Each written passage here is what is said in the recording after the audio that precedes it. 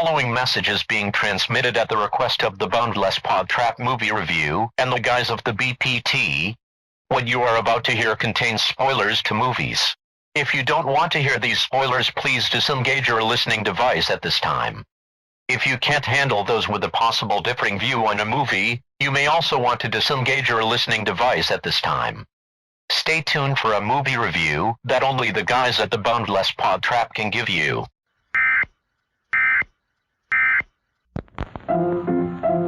Let's all go to the lobby. Let's all go to the lobby. Let's all go to the lobby to get ourselves a treat.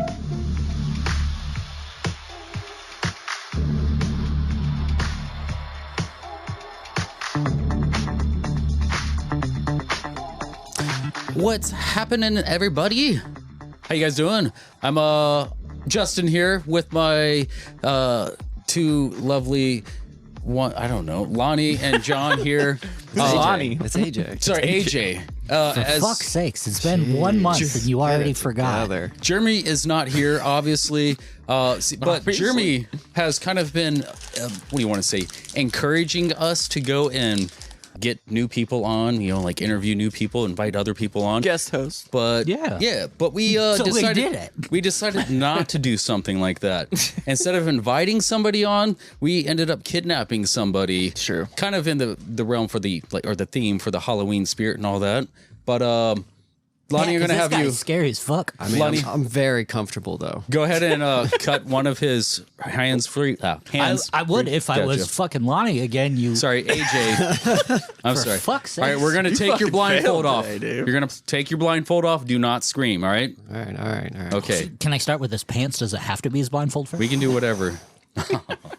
You want to introduce yourself? Pants were already off. Holy cow! Yes, pants are off everywhere. I put the blindfold back on. Here comes a new challenger. I'm Brian Corey. Welcome. Here I am. He's got 2 first names. Fuck this guy. Take 3 him. first names: Brian Robert Corey. Ooh. His social security number is. Is he Jewish Keep it too? going. Yeah, maybe. What street did you grow up on? Favorite pet? I'll tell you my porno name later. He doesn't need out. to. It's Shiny Kong. What? Ew. I don't know what's happening. Well, today. Anyway, Brian's here. I'm here. He's one of our top listeners, a friend of mine for 25 Who the fuck's gonna years. listen to the podcast now? I know, fuck. Now I'm here. We keep putting our listeners on. Now he's not going to listen to it because he's been on Jesus. Well, I listen and I'm still on it. But that's because you add different things that we don't hear in the studio. That's true. it. I like when I add certain things and then I don't listen to it for like 3 weeks and then I go back and see if I fucked anything up. I'm like, oh, that was good. They added things, made modifications here and there. My favorite thing about the episode to listen to is when we clearly say, yeah, we should cut that out. And then he leaves it in. See if And it's that's the still there. special part. I will say, as your #1 fan, the sound effects have been amazing. Oh, thank you. Still top Thank notch. you. Don't humor I also me. like how you edited out IHOP last time, and then you I know, didn't I do it in some part. It was like, hey, this is beep. And then it was like, hey, IHOP, how are you doing? You're like, what the fuck? You I kind of it did out for fuck no something up. reason. It's like their answering machine actually just like, welcome to IHOP and all this. And Yeah. It's like when people edit out someone's face, they're smashing into a car window, and they edit out their face, but not the reflection of their face. Right. Dummies. Big dumb idiots. A glooming peace this morning with it brings. The Yeah, what sun the for fuck? sorrow with no show his head.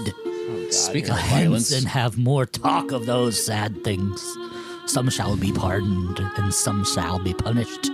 For never has a story of more woe than this of Juliet and Romeo. it's so beautiful. Yeah, he's That got sounds that like something that memorized we too. should. Yeah. I totally am not looking I at think my he's phone. Totally on top of reading his it head. off. You do have a Shakespearean. I quote do on you. have Shakespeare quotes tattooed on my body, yeah. Look at you. So I am excited to Not from this movie.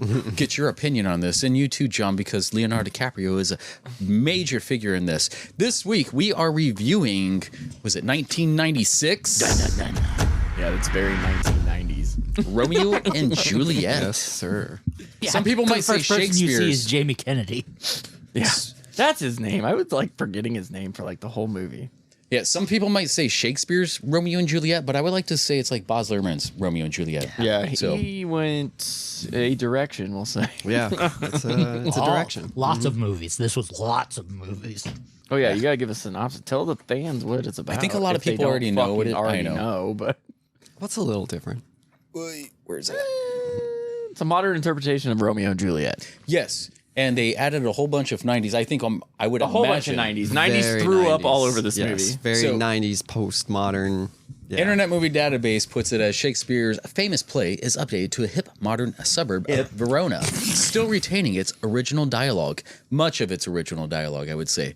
It took a lot of liberties here and there. I did very much like some of it. I'm a 90s guy. This movie was one of the ones that was constantly on the VHS, the BCR. I don't know if you want to. What was a VCR? Yeah, whatever. Oh, and then you had to wait an hour to rewind it and then watch it again. Then you get like one of those little, what was it, like a plane looking thing? I don't know. There was a few of those where it was like a quick rewind thing. yeah, I had one of those. But all right, You were poor. I did not. I'll go to my right here. I'll start it. AJ. I will gladly start this one out. So, like I said, this excited. Look at this him. movie was so many movies. Like it started out like a weird, like trippy 90s comedy, turned into a drama, turned into a gangster warfare, turned into like a Latin cooking show. There's so much about this movie. Being a giant Shakespeare fan, though, I kind of loved it. But in the same sense, I didn't love it because I don't really like action movies. So It's a love story. It's a love story. Yeah, I'd give it a 6.5. Whew. That's pretty good. Let's go with I, Brian. Yeah. What are you thinking about? I would not give it that. But I love Shakespeare. If this was just Romeo and Juliet, 10, fucking 10 all day long. The fact that it's an action movie gets a 3. So collectively together, it gets a 6.5. See, I would say the only reason it gets some points is because it's Shakespeare. Otherwise, I cannot stand the director's. You didn't like any of it? I can't stand his fast motion stuff. His So the quick cuts were a yeah. big problem for me. just drove me up the wall. That was one of the things I did appreciate about it. We'll go ahead. Yeah, no, I Go mean, for it. I hear that's how he usually does his films. He's got that quick action stuff. That's like his shtick. I guess. I'm familiar with some of his stuff, like Moulin Rouge. Was it Australia. Australia? I'm pretty sure he did the not Ghostbusters, but Mario Brothers movie. The new one? No, Or the one with No, I John don't think he Leguizamo? did, but no, he didn't, but he should have. But yeah, no, I was. it's his wheelhouse. There's a lot of things that bothered me about this. I hated how they made everyone idiots. Like all the kids are idiots, just morons. That's what it's supposed to be. I Kids don't are idiots, right? know. I mean, Romeo was I have somewhat two. intelligent, but Yeah, I can confirm. Sometimes kids are idiots. But the Mine's whole- extremely smart and still an idiot. postmodern apocalyptic world that he created, I hated it. It was very 90s, but I hated it. So He could have just filmed in Detroit and he wouldn't even needed to make Right. it postmodern. Or LA. where would they have gotten the helicopters though? If it was Detroit. They don't have Cincinnati. Cincinnati. They just borrowed some. So yeah, this was not for me. I feel like you guys were like trying to mess with me on my first time being on the show and giving me. There's to be fair, not he very picked it many before movies you that are I have a hard officially time closed. getting through, and then in the first 5 minutes, I was like, "Oh fuck me." So for that reason, I gave it a 3. Okay. Oh, John's got out the tablets.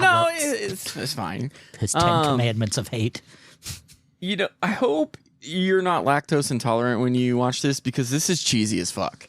Like, it is very 90s. The whole opening scene is just so I was telling Brian yesterday. I got 5 minutes into this and I had to stop and pause.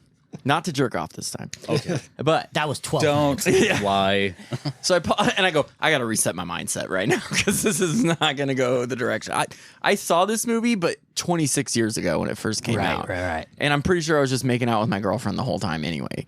That was when I was dating Autumn. Weren't you 11? 12. For fuck's sake. John got started early. You two John did. guys, I think we need to have an intervention because I don't think you guys had girlfriends. I think you had like rapists. No. No, she was the same age.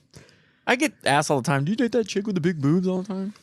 Did she have big boobs Whatever. at 12 already? Yeah. Oh. Yeah, that's why everybody knew. It was like, hey, that girl has big boobs. Now she's like, oh, this is like average boobs. She wasn't lactose. Well, No, they were all this is a lactating. conversation. for later. Anyway, Continue. I enjoyed a lot of the set pieces. It obviously, like we said, it has two of my favorite actors in it. Leonardo DiCaprio. It's got Paul Rudd in it. Although I wish there was more Paul Rudd. Really like John Leguizamo in this. He was corny, cheesy, all the things. It was over the top, Right. and I liked every part of that. But it is hard to follow when it is the entire dialogue is Shakespeare. Yes. That, and it seemed like most of them didn't give a shit about the lot. No, Like, and they didn't seem like act they the lines. They were. feel It the sounded like lines. they were just reciting the. I felt like I was watching the live action Lion King, where know there was they a just lot of read dialogue shit. instead of act dialogue. There's a lot of shit given to Claire Danes because hers was very nonchalant. But this is the very 90s first time Claire that she- Danes, hot as fuck. very first time that she was performing Shakespeare, and I thought it gave for me. I like the translation, but more on that. Go ahead, finish yours. See, yeah, like when Tybalt and Mercutio die, and they're arguing with the cop or whatever, and it's like it's just so bad right there, and I'm like, oh my god. I feel we'll get into that later, but although I do, so despite all that, I think there is a good movie in there, and I'll give it a 4.5. Jeez, guys. Are you gonna give it a 5 so it goes 3, 4, 5, 6? No, I'm actually gonna go. He's gonna Okay, give it a 9. look, this was a movie that I really liked. Personally, I can't because it spoke to me at the time that I watched this. I was When you were 5? I was this sort of Romeo. I was about 13. I was a former Romeo. I did Romeo in English No, class. I was 11. Yeah, I was 11. Same. I played. Actually, I played Were you Tybalt? Juliet when I did. I did the Why are you gay? You complete- perform the natural obligation. I did the complete works of William Shakespeare Abridged, so we had to do every single thing of Shakespeare in a very fast motion. Dress changes like that. Yeah. I was thinking about pulling it out. I have it on DVD. Excuse me? Whipping it out. We need to bring. Are you ready for the guck? But yeah, no, I mean, this is one of those movies that it's an MTV movie. It's made for those MTV generation. It does have the fast cuts. Again, I grew up on the Hong Kong flicks where it's like boom, boom, the constant zooming in and all that. I was like, this is Justin. It had that cheesy like Morricone like soundtrack. That kind of the soundtrack I thought was beautiful. I had the soundtrack. I probably played it out. I probably even played out my best friend's version as well. And his copy, I should say. Dude, I fucking love this movie. This movie is definitely for me. Although I have qualms with this sort of mentality back then, I guess. All right, now I do from back then. Where else was I going to go with that? Hard to say. I know. So We being wonder every introduced time to- your mouth opens. being introduced to Shakespeare and like middle school or elementary, even middle school, learning a little bit about himself, Shakespeare. I mean, he plagiarized a shitload of stuff. Oh, he was a thief, totally. But that was kind of open for all way back then. That's how they told stories. It's like, this is William Shakespeare's Romeo and Juliet. This came from like, what was the other, Tristan and something, other direct stories that are just pretty much this. Right. So I loved Baz's Just give it a fucking take on rating this. already. I am. But this was Then we can talk about it. this translated well for me to actually enjoy it. Taking up like Hamlet, you can't just go full into it. You got to at least coast into it. I have to give it a 10. Holy moly. I love the colors. I love everything about it, like the emotion. Knew he was gonna love it. the colors fucked with me. You know, Like, I You get- didn't I will- even see the colors. It was so like Latin American and It is and then very a whole loud. bunch goes- of like as white people can be. Anyways, so that gives us a BPT rating of 6. Which is right around where everyone Yeah, rates it. it's a 73 70, on yeah. Rotten Tomatoes. Which I was shocked. I was like, I know. I looked at that too. I How was like, am I man, just- like I said, I feel like there's a good movie in it, but the whole Shakespearean dialogue, the whole time, I felt like it could have been sporadic. You could do the cliff notes of his, Right. and still have a good movie. I really enjoyed the final 45 minutes, it's except for the dialogue. Well, and the main thing with Shakespeare, and it's probably why you're not a Shakespeare fan, it's not about the action. I think Shakespeare has great stories. It's not about what's going on. Character development is awesome. Yes. Visually, it's not what's going on in front of you. It's about what you're feeling. It's about what's being yelled at you and what's being someone's being yelled at. Well, and I Not think only that's that- what was missing, though. Is Right. that You're didn't not feel feeling it because the actors didn't seem like they were in it. Romeo and Juliet seemed like they were into it, but the rest of them just seemed like, we're here. I don't know. And This that's is hard with before anything. Leo got good, I think. Well, too, but- and that's what's hard with any Shakespeare work that's not in front of your eyes. It's not going to portray that same emotion that you see it on stage. Like you can see two kids doing Romeo and Juliet on a soapbox, and it's going to feel more powerful than this because this is just kids on a movie. But those two kids yelling it at you, not knowing half the words, is going to feel more especially powerful. I do like how they zoomed in on the guns and it had the It houses said on sword it. on it. Yeah. See, I thought that translated funny. well for me. The way that they changed things up to modernize it to make it seem like, this is everyday life. Verona Beach, or Verona City, I guess. Yeah. How they made it supposed to look like it's in California, but all this was filmed in Mexico. At least that part was. And it was It's very 90s, like the Bloods, Crips thing, Right. all that stuff was very in there. Sixpence None the Richer on the soundtrack. Oh, yeah. Yes, I think if you're a guy and you didn't love that song, I mean, Dude, it's awesome. everybody, I like that song. like, Fucking you just- God damn it. Yeah, I mean, I ain't listening to that. I'm listening to shit. I think I got a cover on my covers list, too. you mentioned the guns, though, and Tibble at the beginning, and he's doing all those tricks with the gun, and you're like, oh man, this guy's going to kick some ass. And then he sucks at shooting. That's true. He's He needs super awesome he at has his... to put that sight on it or Is whatever. that his fucking bifocals? He's super awesome at all his tricks, but he spent all his time doing his tricks, his hand tricks, and no time in the shooting range. Nope. He had to, I Zero. guess, exercise his flamenco just for that style because Tybalt himself is a very trained guy. I mean, he was sent out and brought back. I mean, he knows styles from He's in different. the King's Guard, yeah. Yeah, he's very eclectic, but Father Lawrence, probably one of the best characters in the whole movie. I would agree. Yeah. Starts off doing shots. Starting off, I mean, you see the huge juxtaposition between the many of the politics, such as the elders and the youth. You got the light and the darkness, also the passion and the cynicism. You got the opening monologue. Two households, both alike in dignity, in fair Verona, where we lay our scene. From ancient grudge break to new mutiny, where civil blood makes civil hands unclean. From forth the fatal loins of these two foes, a pair of star-crossed lovers take their life. Which I know Jeremy might have qualms and stuff like this. He's kind of, and I don't know, maybe you, John, as well. Like when people try to figure things out way ahead of time, this is one of those things that gives you the ending from the very first sentence. Well, I mean, you know the story. This movie, this movie's being made not to insult your intelligence. There, you're going in if you're seeing a movie called Romeo and Juliet, going, I wonder what this is about. Fuck you. Right. Honestly. So the two households, both alike in fairness and dignity in fair Verona, where we lay our scene, wasn't very fair. That's all I think about.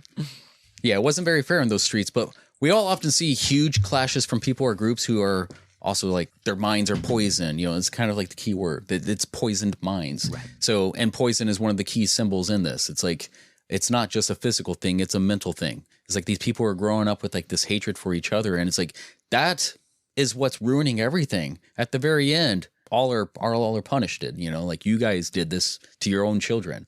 It's they're in the crosshairs of all this.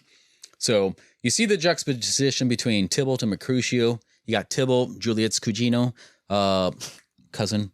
So he has grown in the family with his passed down hate, whereas Mercutio, Romeo's amico, which means friend, he tried to provide perspective of how hate is like a drug to the hearts and minds of man. Unfortunately, fate put him between the crosshairs, and Mercutio cursed them all for not having ears to listen.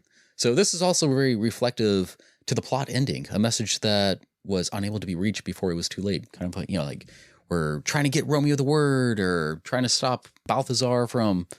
He's kind of probably one of the real enemies, right? Balthazar. Mm-hmm. Not a fan. Not a swim fan. Because he was a swim. Never mind. Have you seen that movie? Swim fan? No. Never mind.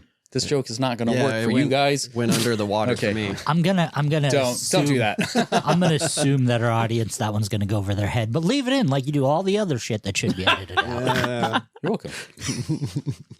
I'll mark that. So yeah. So we sometimes need large tragedies to happen in order for unity. That's kind of how 9/11 happens, and it's like that's when we band together. It's like when shit happens, that's when we want to kind of drop our bullshit and actually see what's actually real. So we never know the backstory of the Montagues and the Capulets, only that they were feuding for so long. But fate. Right, I didn't like that part. I didn't feel like we know that they feud because that's the story of Romeo Juliet. We know that. Yeah. But I didn't feel like why, I don't know. It just felt Because their buildings were too close together. Yeah, that was way too close together. And not only that, but I'm looking right at they probably flip each other off and just looking out the window. You're bringing my property value down, bitch. Not only that, but you can kind of see, what was it? So why he's This he'll cut out though. Yes. why the he's 10 seconds of why he's silence, looking this up.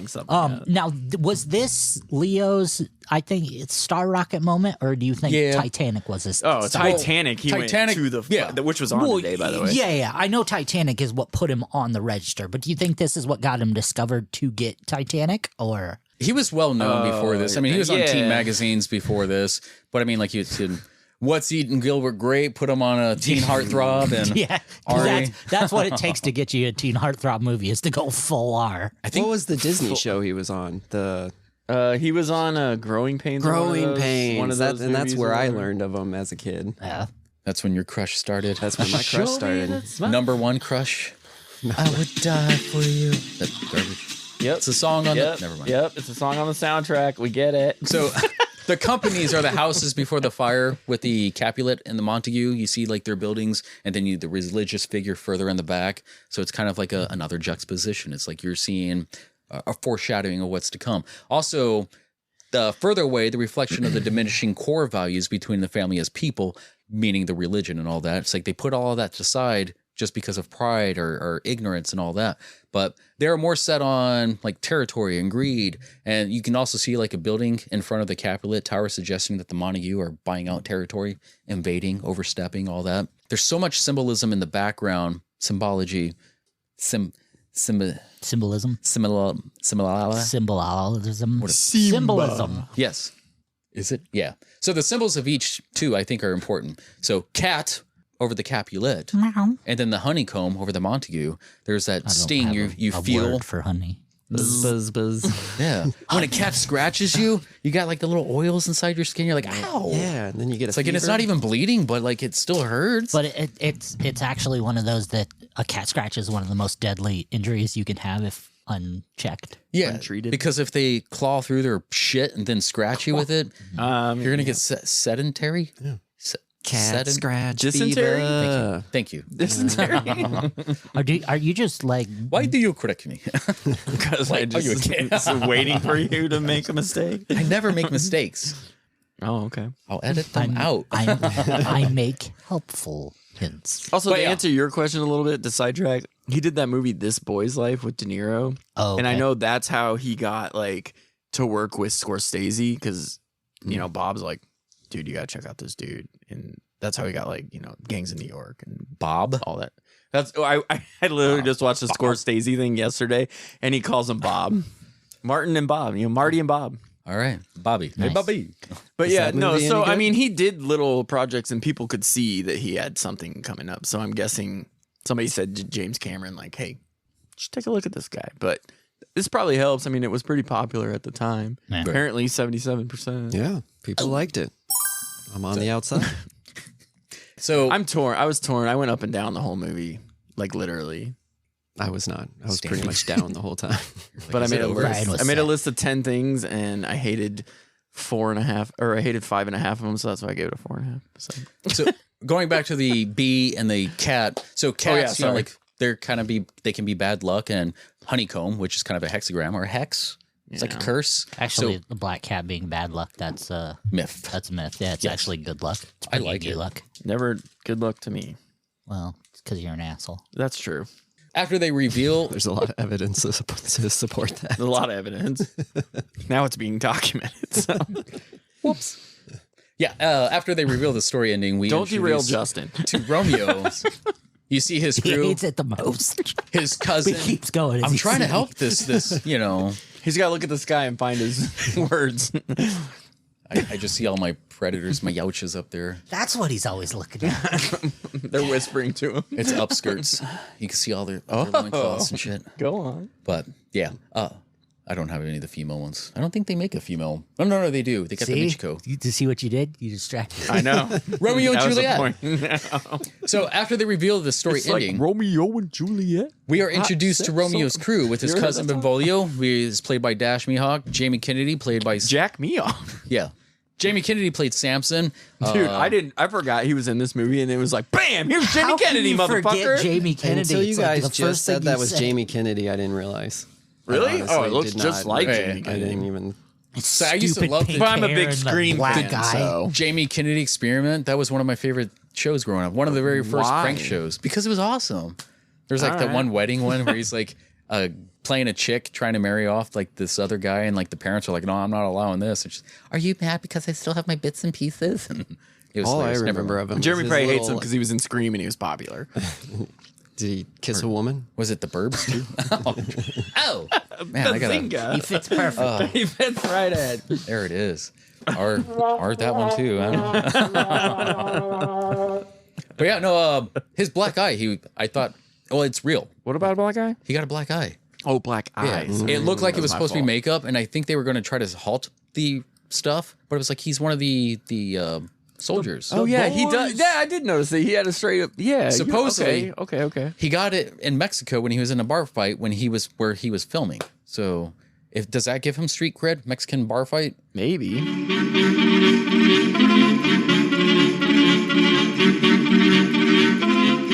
Badass. More It street cred depends to on Leonardo DiCaprio. if they called it a bar fight or if someone just walked up and punched him in the eye. That too. Because of his hair. Or it's because he's fucking Jamie Kennedy. But all right, well, Benvolio, his cousin, Romeo's cousin, he's more of a voice of reason. He doesn't really care to fight. He's trying to keep the peace. You know, we come up into like the gas station, which there's again so many riddled things of Shakespeare, and not only just from Romeo and Juliet, but like some of the Easter eggs right off the bat. Under the Verona Today news article showing Benvolio wielding his sword, there's a side caption that reads, "King Henry the Sixth, good Lord, what madness rules in brain-sick men, when for so slight and frivolous a cause such factious emulations shall arise?" It's one of the headlines. There was also a bunch of other random musings from Henry, but normal, Will. they changed the place from France to Verona, from the Henry quote it was supposed to be. Yeah. Many of the papers and magazines are Romeo and Juliet headlines with Henry VI's writings, music frightful as the serpents, or even Titus Andronicus, feigned ecstasies, and even later in the possible reconciliation paper quoting Pericles and Richard II. So again, in the gas station where we start off, it's, what was it, something With a boom mic in or the whatever. shop. Yeah, we get a little bit of that. I It's didn't not see that. all perfect, but Oh, yeah. that's funny. Benvolio, he's like, the quarrel is between our masters. Like, he's the one who has that voice of reason. It's like, he doesn't want to continue this hate, whereas Tybalt, you know, he's like, oh, Montague, I hate thy name, and, you know, all He's that. all in. He's Oh, all yeah. in. The quarrel is between our masters. And us, their men! Turn thee, Benvolio, and look upon thy death. I do but keep the peace. Put up thy sword. Or manage to depart these men with me. Peace? Peace? I hate the word. As I hate hell, all Montagues. And thee. Then the kid behind him was like, bang, bang, and he's like, bang, bang. I know it was like I loved John Leguizamo the whole time. I was sad when he died. I knew he was gonna die, but I was like, Yeah. fuck, man. It's like the emotion. I don't know. I guess you didn't see that, but I And his felt hair. a lot of that emotional, like upon from their him, deaths and stuff like that. I mean, maybe from him. Gotcha. Not Mercutio That was ridiculous. because he's black. Is that what you're saying? Because he's He's like, don't do this to me. because he's an F word. What's an F word? Rhymes with baguette. He was not. He wasn't wasn't. though. He's just- It's just all male parts and all female parts were played by males in Shakespeare plays. Not only that, but like everybody, all the Montagues were dressed in. I know. He was not a fancy boy. Leonardo DiCaprio was dressed as a chick. I just realized you're cross-legged on that table. Yeah. He's star cross-legged on the stool, but his legs are on the table. Yeah. Well, I will I just say, realized that. I'm like those floating. oh my like, goodness. Oh yeah, Like the genie. I saw that at Vegas. Yeah. I will say, like, okay, so they are over the top, but back during Shakespearean plays, that is what they did. 100% Over-enunciating. comedy. Way and all that. over Yeah. the top. So, I Yeah. mean, maybe that's kind of what they were going for, is Like I for said, the original kind I had to of, like, reset. I was thing like, that. okay, hold on. I got to reset here. This is going to be cheesy as fuck. Let me go into this knowing that. But you know, it really wasn't though. Once they got No, that it was. small section out of the way, like that super cheese kind of deteriorated a little bit. That's one thing I did really like about not this movie. until Mercutio died. Is the pacing of everything. Like when the very beginning, we get all the fast, quick cuts and all the introductions of all the major players, which I mean, I personally, I liked it. It might have been, but it's so fast paced, but it gradually tails off. It's like a heartbeat, like so exciting. And then everything dies at the end. So it's like, you see Like I longer. said, I love the last 45 minutes. Yeah. It's good. There's a 2-hour in movie. there. That's what I kept telling myself. 2-hour movie. Almost on Just the looking dot. at the time stamp there, it's like, Yeah, I might have paused it and made some pizza rolls during the middle. Hey, Be like, it's still Gotta get it's going. better than Prey. meat group. Yeah. Prey was good. I like Prey. Yeah. Oh, yeah. By the way, here's Thank you. somebody that actually liked I Prey. really Because it was a liked good Prey. movie. Yeah. I need to re-update my, what I did like you the give it? violence. Prey? Yeah. I would have given Prey 8. All right. That ups our score. I think it was like a 6 or Okay, something up like to that. 2.4. Hold on, I'll go Anyways. look for you while you're talking. Going all the way back. So we start off with like a little TV thing, and I like how it kind of brings you in. Normally Shakespeare Ends is on a that way, stage. So, it's engaging from like a TV screen, and it kind of like zooms into it. Like you're going into the TV. You're going into the set. Felt very Ninja Turtles arcade. It did a little bit. don't know I can why. see That's what I'm that. saying. just Like kept- I 90s, can see that. like slap you in the face. But then we get that second recitation from Friar Lawrence, who also recites the two households, both alike in dignity and all that. And he was the only one who spoke in Ionic pentameter, Terminator. Iambic pentameter. Yes, you know what I mean. I do. I'm But again, following yeah, it somehow. they ended up using old school swordplay into a modern time with gunplay into a like the Hong Kong style like Americone like gunslinger like Right. doo-doo-doo, I don't know much about guns. I know my fair share about guns for being a redneck, but I'm pretty sure with all that gunplay, there would be some misfiring. There was. Like- That's also one thing I didn't really get, because Tybalt, the Prince of Cats, he has the cat eye on his, the scope. They shoot, what's his name? Not Samson, the other one. The cousin. Pete. Not the cousin, it was just one of the friends. Oh, Was it in Peter? the arm in Yeah. the car, yeah. I forget his name. But Shoots him in the bicep. you see him like hit back, but they never address that. But then again, he's not. The You main see him character, later so- in the scene with a bicep wrap on. Yeah. That's the I didn't really only care other for time his it's addressed. Continuity. His opening line where he's looking back in the Cadillac and he's like, was it a dog is in the house of Capulet or whatever? A dog of the House of Capulet moves me! And it's supposed to be the other way around, but they changed it for this because it works, I guess. So they're going into the other territory, the Capulets territory, to fill up, and then they have like, did you like this gas station opening, or did you like the other gas station opening in Zoolander? Oh, goodness. Fun fact, I've never seen Zoolander. Next movie. All right. The fumbling before the fight scene. Prey got a 5, by the way. Did it? Overall? So now it's at a 7. Yeah. See, bumping it up. Bumping it up.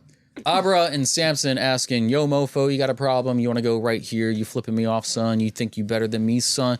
The translation reads, do you bite your thumb at me, sir? Do you want to quarrel? I'm See, why I'm as don't you good as a just man say as that you. then? I bite my thumb, but I do not bite my thumb at you, sir. I bite my thumb. But she's a liar. Yeah. Completely biting his thumb at him, Yeah. obviously. But Clearly. Fucking Jamie Kennedy. he had to walk it back, though. I mean, Goddamn like, lies. he tried to, Yeah, he was different screen. fronting. He's you a know? little bitch boy. A little bit. A lot of it. Go forth, I will back thee! Do you bite your thumb at us, sir? I do bite my thumb, sir! Do you bite your thumb at us? says. Is the law of our side if I say aye?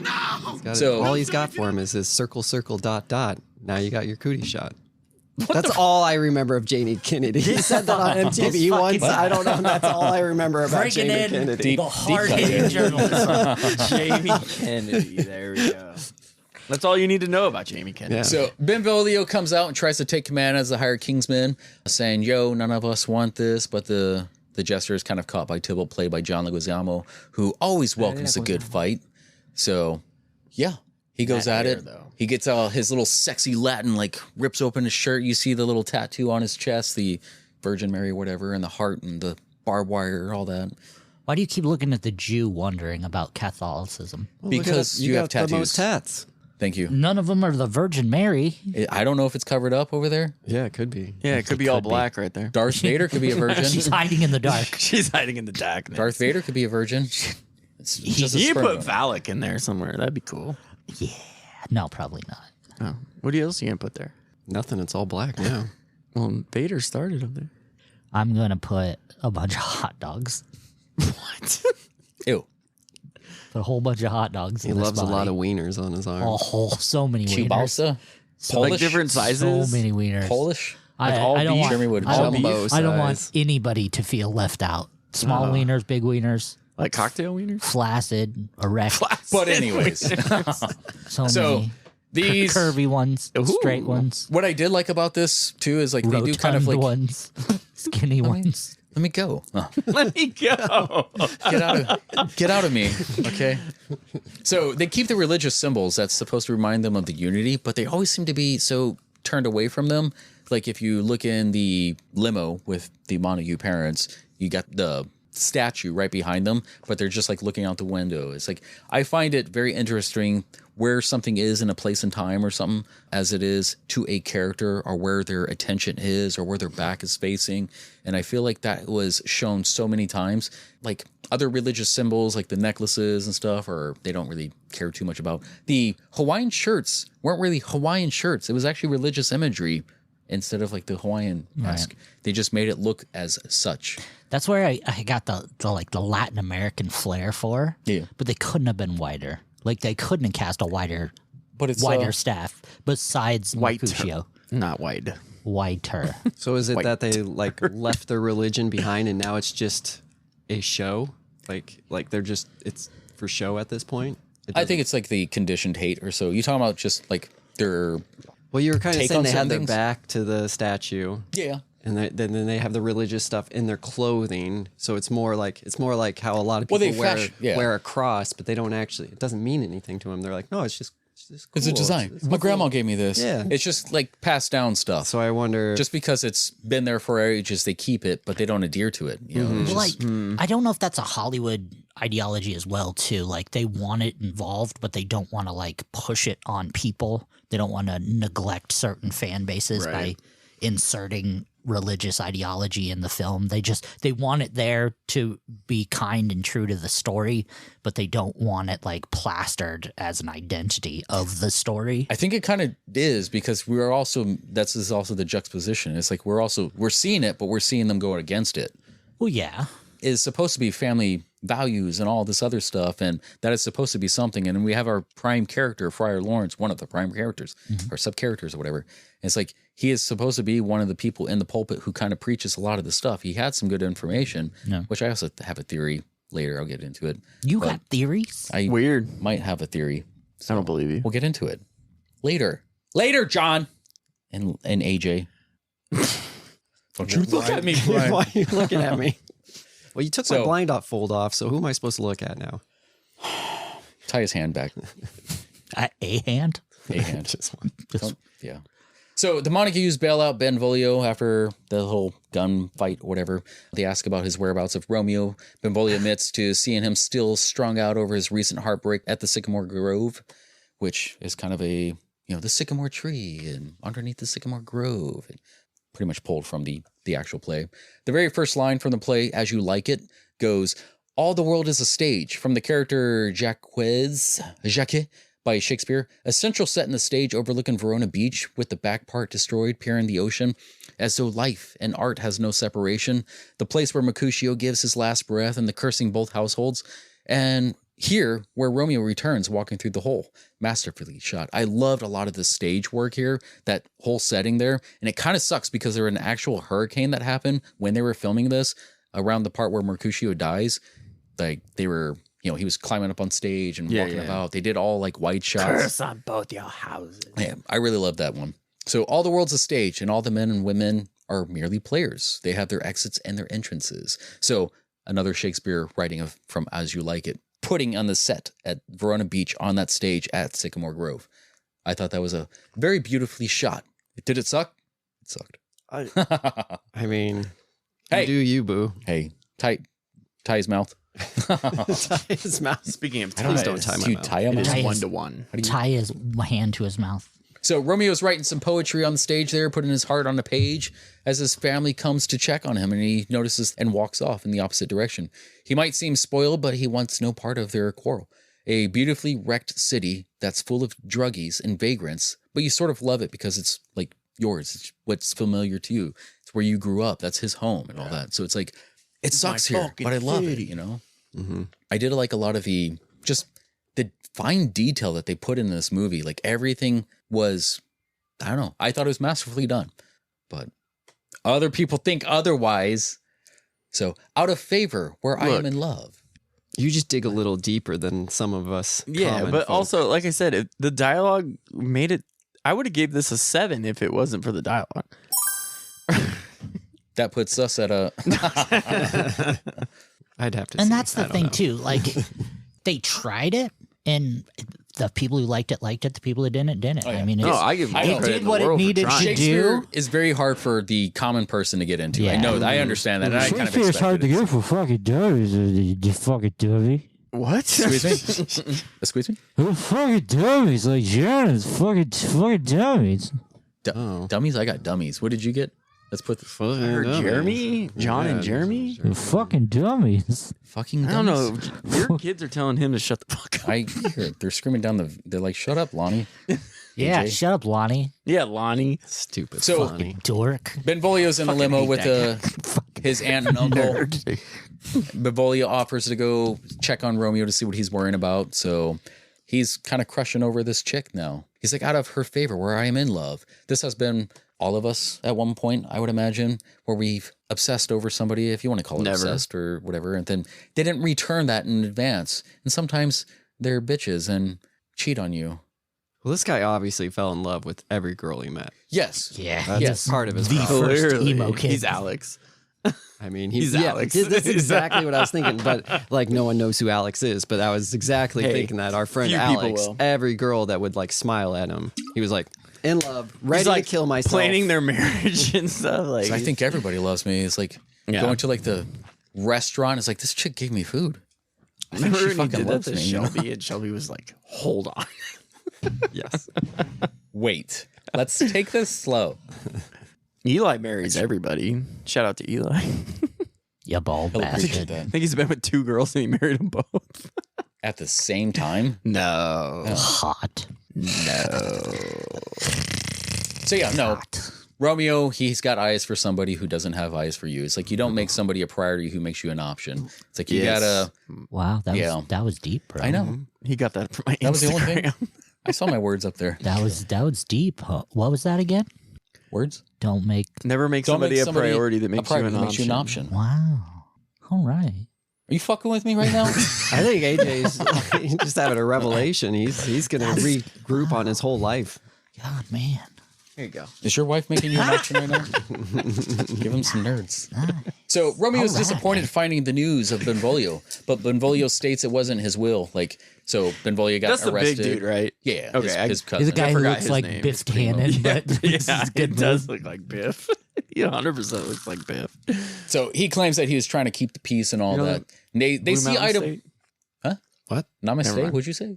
Have a continue.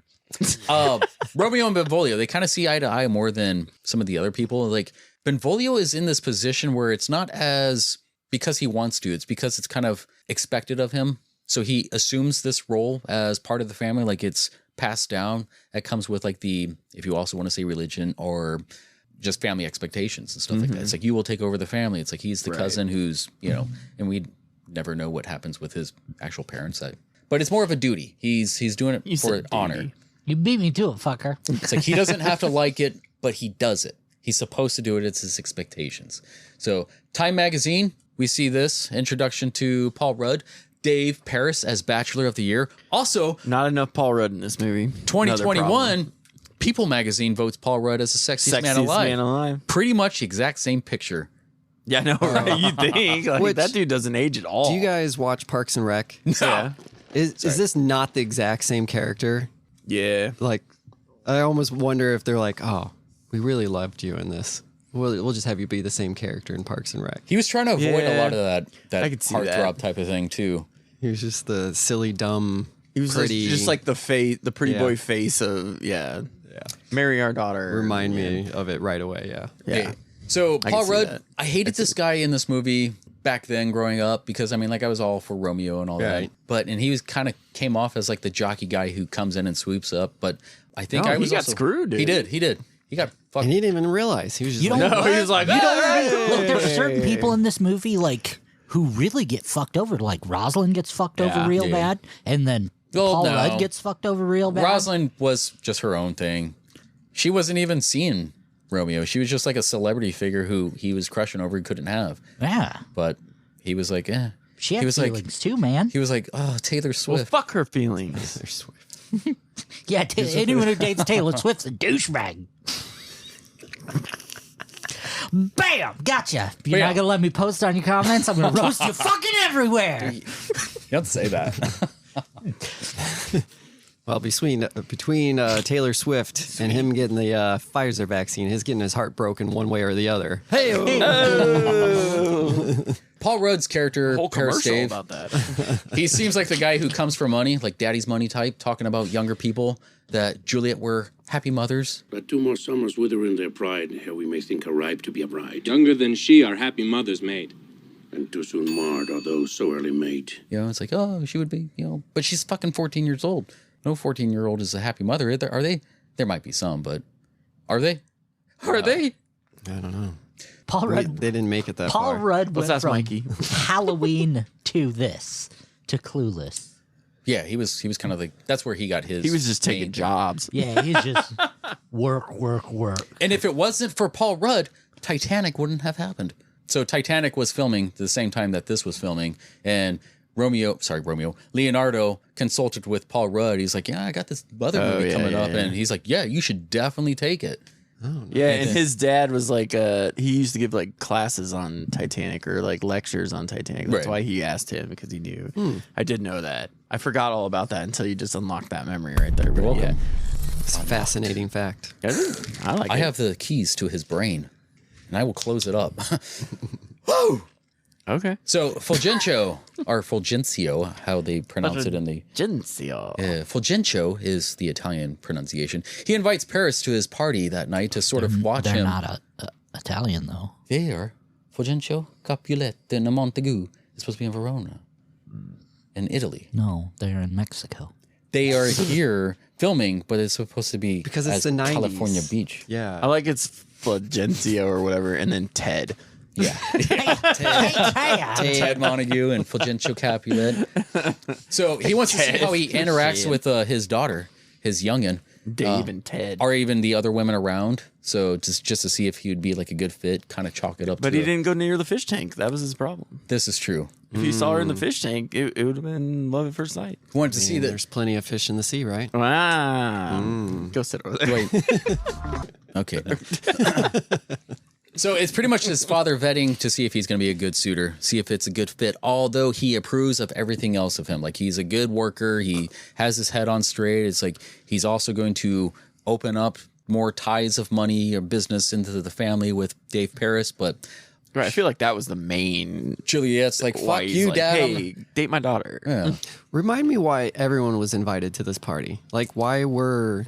It's more status. I think it's like a business thing. Okay. Like, more status. The more people you know, the more options, the more, you know. Not just that, but I think they also want to, because, I mean, the mother's so aloof. She's one of those ones who likes to show off the money and all that. And it's like, we just like to host parties. And over here, it's all love. Connections, that's the word. Yeah. Fair.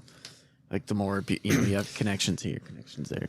Like, I need traffic tickets taken care of, or I need, a permit for this, Paying off the judges. Yeah, and shit, well, I met you getting at that everybody's party. Remember that pockets. time we had you at that party with the, like one of those things, probably. So- Tybalt was not having it, though. He was very upset.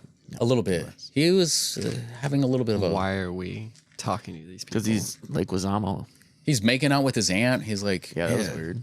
Come and get it. You know you want it. Are you ready for it? Aunt Lady Capulet. Latino heat. Scusi. Benvolio. He shoots the poop with Romeo as he's trying to set Romeo's mind at ease. But I don't want to say shit.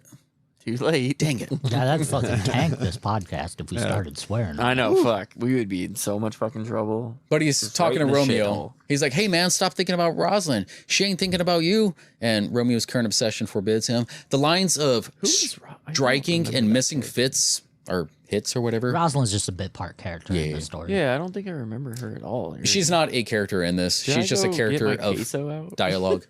But the way that they change things in this pool hall area where, he's missing the stuff, but it's actually missing like the cue balls, the hits and all that. I was like, it transfers so well. The way that they put the old time Shakespearean language into modern day to like clean up the scene really well. It's like they did that so much, with the swords, which swords are printed on the guns. And Tell me in sadness, who is it that you love? In sadness, cousin, I do love a woman. I aim so near when I supposed you loved.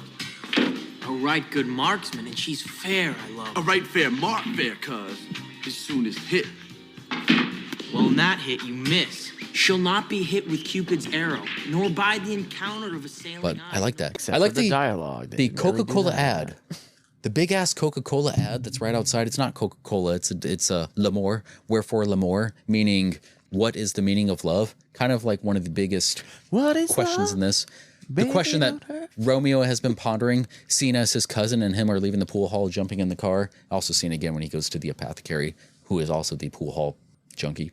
The guy who manages the shit, You could say owner. Owner, thank you. Don't correct me, AJ. Hey, that's my job. You were struggling. I didn't want to leave you hanging out there. No, sometimes I let him struggle on purpose for a little bit before I get. I let him go. He gives me a little bit of I let faith. him go until he paused. So Lady Capulet and the nurse are screaming for The Juliet. steam came out.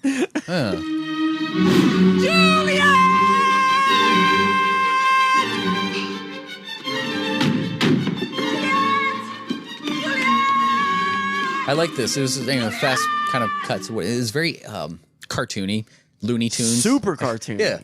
Super cheesy. But yeah, this is again and when they're introducing everybody, and then it starts dying down later into the stuff. So Lady Capulet ushers Juliet to get ready, and the maids fix her up. She tries to coax Juliet to see the money coming with David. Like, hey, marry this dude. He's got a lot of money. I'll fuck him if you whatever. Did she remember? You fuck him, I'll fuck him. We'll figure it out. You You want to go take family a couple, I style take on a this? Does she remind anyone else of Mrs. Potts? Yes. Yeah. Okay, good. I'm glad it wasn't just Yes. me. You talking about the nurse? Yes. Yes. Wasn't she? I have no idea. No, that was, Murder She Wrote. Yeah. yeah. Okay. Fuck. What is her name?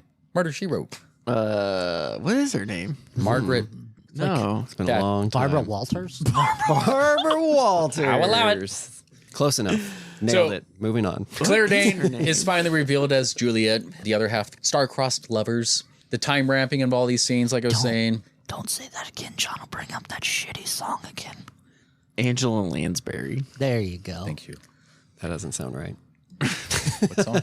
Star-crossed lovers. See, you fucking did it. I told you. That was a pretty shitty song. Whatever. What a riff-off. That's kind of what a cover is, but I mean, Well, it wasn't a cover. It was just the same style of. all right. It was a ripoff. But so yeah, That's fair. Juliet, the other half of the tragedy or the comedy, the star-crossed lovers. Don't say it. Don't say it. Don't say it. Well, stop pausing on it then. A Shakespearean romantic comedy, not comedy ending with humor, but humor where there is none. That was kind of one of the other lines. The soundtrack again, one of the best things I've I don't know. What was your favorite song on this? Sixpence None the Richer. I already told you. All right. Yeah, So I really would agree. liked Number One Crush. I did like Yeah, the Garbage is good too. the Romeo I got it Local right Boys. here. Where is it? Hold I'm on. just like a Yeah, local number boy. one crush. Yeah, that's where it's at. Romeo's best friend, Mercutio, speeds in dressed like Marilyn Monroe, ready for the Capulet festivities as he comes with invites for the other three. Pulls out invites from his man jock. Yes, from his gooch pouch. Which made me want to pull out, to be honest. I was ready. John was already out. What does that mean? Little Marilyn Monroe. But again, they were all dressed up like... Is that a new way of saying a landing Manro? strip for a guy? What are you doing, John? Probably listening to Star-Crossed Lovers. I'm pretty sure he's trying to get to that part. Don't do it. So Mercutio knows what dwells with Romeo. His methods are less sensitive as Benvolio's, probably because he's once at the heel of bitter love himself. He loves and cares for Romeo, but he likes to joke more so and sees it more trusting to give him the medicine he needs rather than the medicine he seeks. Medicine for God? Yes. So what was that line? He says, if love be rough with you, you be rough with love. So like he doesn't have time for that bullshit. He's all about it. He's been there before. So he's like, fuck it. Bros get before over hoes. it. Just fucking get in it. I sing. Too great a pressure for a tender thing. Is love a tender thing? It is too rough, too rude, too boisterous, and it pricks like thorn. If love be rough with you, be rough with love. Prick love for pricking and you beat love down. But Shove it in. Romeo tries to refuse an invite and he cries of dreams. So Mercutio also talks of dreams. He knows dreams mean nothing. Or I they dreamt can a mean dream everything. tonight. Yes, that was a good one. That was the... Fuck, what was that one? Butthole Surfers. Yes. That was Dream a Little Dream from the movie Dream a Little Dream. The dream a dream last night from the soundtrack. Well, Butthole that was also Romeo saying, I dreamt a dream. Yes, thank you. I dreamt a dream tonight. And so did And I. what was yours? That dreamers often lie. In bed asleep while they do dream things true. Oh, then I see Queen Mab has been with you.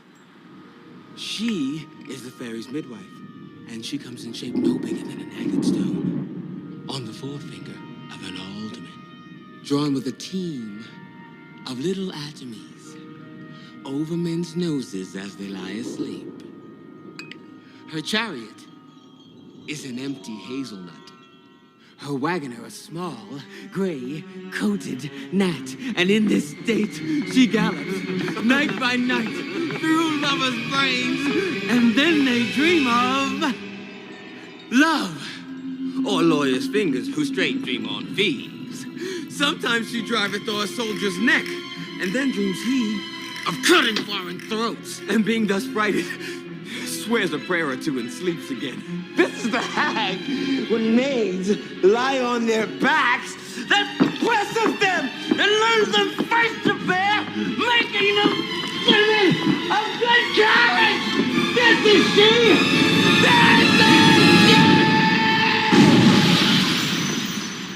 Mercutio's is like, dreamers lie. Shitballs. Whoa, what is happening? Lonnie almost cut his arm off. I think that, don't point that at it, because I think it does fly out. Oh, God. You're going to hit Brian. Assassin Creed over here. He knows dreams mean nothing or they can mean everything, but there's something deeper here. I assume that when it comes to where their rubber meets the road, he understands the only one comes out alive is either you or your dream. That's why he puts jokes against everything. It's how he copes. He understands that when he can't fulfill his dream, he must come to terms, and by coming to terms, he must murder his own dream. This can take a toll on a lot of people. It's like when you have to finally... kind of how like Jeremy was saying one time, it's like, when do you give up on your dreams? It's like when all that pressure kind of like comes at you, it's like, do you give up on it? It's like, well, you don't necessarily have to. But with this one, where this is, the stars are kind of aligned, where fate is one of the bigger motifs of this piece, where it's like, you already know he's going to die. All the decision that he makes up to this is putting him into this because of his youth. He is not wise enough. He makes all these brash decisions, kind of how Friar Lawrence was saying. It's like, if those who run are quick to fall, something like that, where he tripped over the candlestick. In one respect, I'll thy assistant be. For this alliance may so happy prove to turn your household's rancor to pure love. Let us hence, I stand on sudden haste. Wisely and slow, they stumbled at run fast. Damn, but yeah. Ridiculous, by the way. Candlestick? The candlestick scene. That wasn't supposed to be in there, but he did that on accident. Did and they're he? Like, yeah. Oh my And they're like, God. let's just keep it in there. That's Let's do that. Because the word actually lines, or the phrase, the whatever Friar Lawrence says, is like, it goes with it. Let it. The quote. Yeah. So Romeo quotes, "My mind gives some consequence hanging in the stars." He fears some unknown fate that he saw in his dream. So we see him walking through the church but he's not there yet. He doesn't know what he's about to see, but he knows it pains him, it anguishes him. So he dreamt himself walking to the empty church, the gun, sword in hand, and that night was the domino that set him towards the path, the invite to go to this place, which if he did turn him down, this would have never happened. I think Romeo and Juliet would have fell in love if they met at a different time. Well, yeah, because he falls in love with everyone. True. So as long as they had met, this would have happened. I know. So this is all Mercutio's fault? It's like you trying to come in and probably sneak in. So again, like I said, everybody was dressed in women's clothing. I mean, Romeo is looking like the knight in shining armor, whereas Julia is trying to look like the angel. But Romeo is actually dressed as another Shakespearean character. What's that one chick who talks to her imaginary friend and goes and fights with her sword? Joan of Arc? Joan of Arc. He was dressed like Joan of Arc. Sorry. So the drugs he took had a symbol of a arrow through the heart. Heartache. The foreshadowing of placement was beautifully tragic, where he consumed the pill from the tip of his finger, symbolic like a gun, where he put it in his mouth and, his eyes rolled back, naively accepting his fate. So he says the drugs are quick, as he said before, he drinks the poison at the end, never more quicker than the drug. Then the drugs are quick with a kiss I die. Then he that decides to drink deadly concoctions. So, Cock. Oh, I said it. That guy was really, really excited about the poison when he sold it. Yeah, he was. Well, what did he say? Something along the lines is like, my contentions are not, or my poverty is, what was it? This will kill 20 men. That was one of my favorite lines of this whole thing. What? The poverty line? You didn't write it down? I thought I did. So did Romeo pay for like 20 men's worth of poison? There it is. He flopped. Maybe that's why he was so excited. He flopped a big 20 men's cash at him. He's like, my poverty, but not my will consents. I pay thy poverty and not thy will, as he's crying out. That is what it is. It's like, I thought that was. I remember that. I'll roll the clip right now. Itself through all the veins that the life-weary taker may fall dead. Such mortal drugs I have, but Verona law is death, any he that utters them. The world is not thy friend, nor the world's law. Then be not poor, but break it and take this. My poverty, but not my will consents. I pay thy poverty, and not thy will. And it's rolled. And it's rolled. Great scene. One of my only favorites. Great. Don't you patronize? He's fitting right in. Fryer speaks on how everything is nature and has good and bad properties. Love and hate are natural human experiences. Too much of any can actually cause harm. So their love made their hearts beat. Their attraction made them brash. Their youth made their love immature. Their externals, meaning their families, made their love taboo. But taboo made their love exciting. All these properties make for a dangerous concoction. There's that concoction word again. Cock. Yeah. Fate is the primary operative of this entire thing. So prologue even says the fatal loins, the star-crossed lovers, and death-marked lore. Good job. Are we winning? Brian is. Sorry, our Cubs are playing, or his Cubs are playing my Braves again, so it's on in the background over here. They're winning 3-1. But that doesn't mean much. We were up 6-0 last night. Yeah, they were up 6-0 last night and lost 7-6. So. But anyway, ask thou for the tomorrow timing of the tomb. Find me a grave man or whatever he said. Well, almost there. Oh, I guess going back to some of like the I have themes something to there. say about the scene after that. So the theme of the love is an extremely apparent one in this story. Obviously, that natural young love between Romeo and Juliet, more passionate. The arranged or contracted love with Paul Rudd, Paris. Like, there's something to be said about like contractual love, where like when people make arrangements, arranged marriages, and all that, which is what they're trying to do here. But you good? Of course. He's trying to sit back on his fuck you or whatever it's called. Zafu.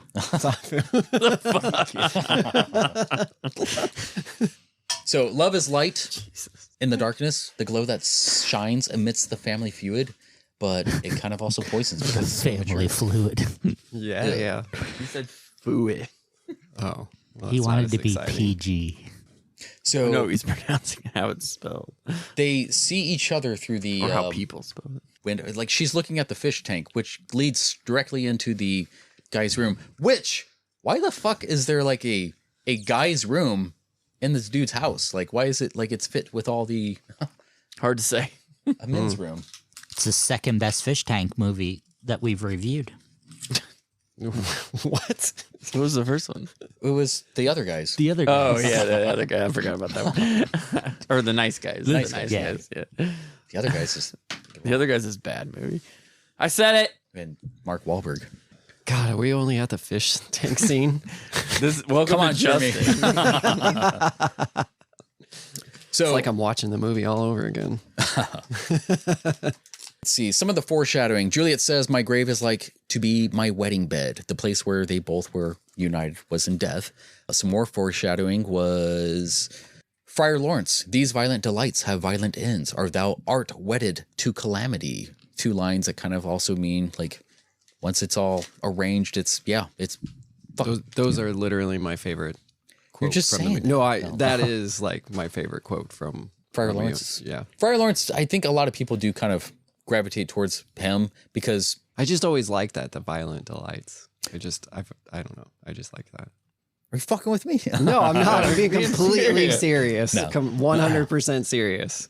See, this is why you don't bring your favorite movies to the movie review when people actually like it. Like, are you fucking with me? I That's just why it have took to. me 2 years to bring Nightmare on Elm Street to be reviewed. So more foreshadowing. Romeo, I am fortune's fool, nearly admitting that the stars or fate is cruel to him alone. Amidst a bleak war, one whose compass is love finds only pain.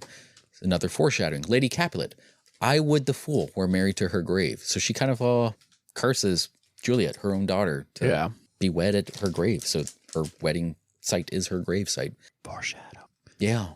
The weapons, they're like symbols of masculinity. Like you're seeing how big your gun is. And they're shooting at each other, swinging it around. And it's very sexual. It's either rage or hate, lust, and sexuality. Going back, I lost my place here. So the drugs are fast. I mean, Watching about all that DiCaprio. sexuality. Watching DiCaprio trying to manage. I saw it. Watching DiCaprio trying to manage among the delightful chaos, I think was kind of amusing. Romeo finds himself in a familiar position, face down in a fish tank trying to sober up.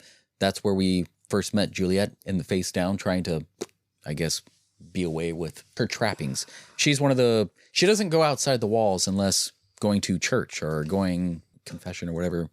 It's like she doesn't have any friends. Nobody there she knows. Which is the only reason Romeo had a chance. Yeah, it's like she's a virgin. Oh my God, a boy? Someone. A man. A breathing person. One of the other people, was it Natalie Portman, who was supposed to be Juliet? But like having Natalie Portman. She was like 5 years old. Yeah. Though. She looked way too young. I think she was 14, I want to say, which was the age that Juliet is supposed to be. Yeah. But having Natalie Portman paired up against Leonardo DiCaprio, they're like, nah, that doesn't work. Leonardo DiCaprio looks weird, next to younger women, so... Still. You're stupid. No, they picked Claire Danes because she's the only one that looked Leo in the eye when they were running lines. Really? Mm-hmm. Huh.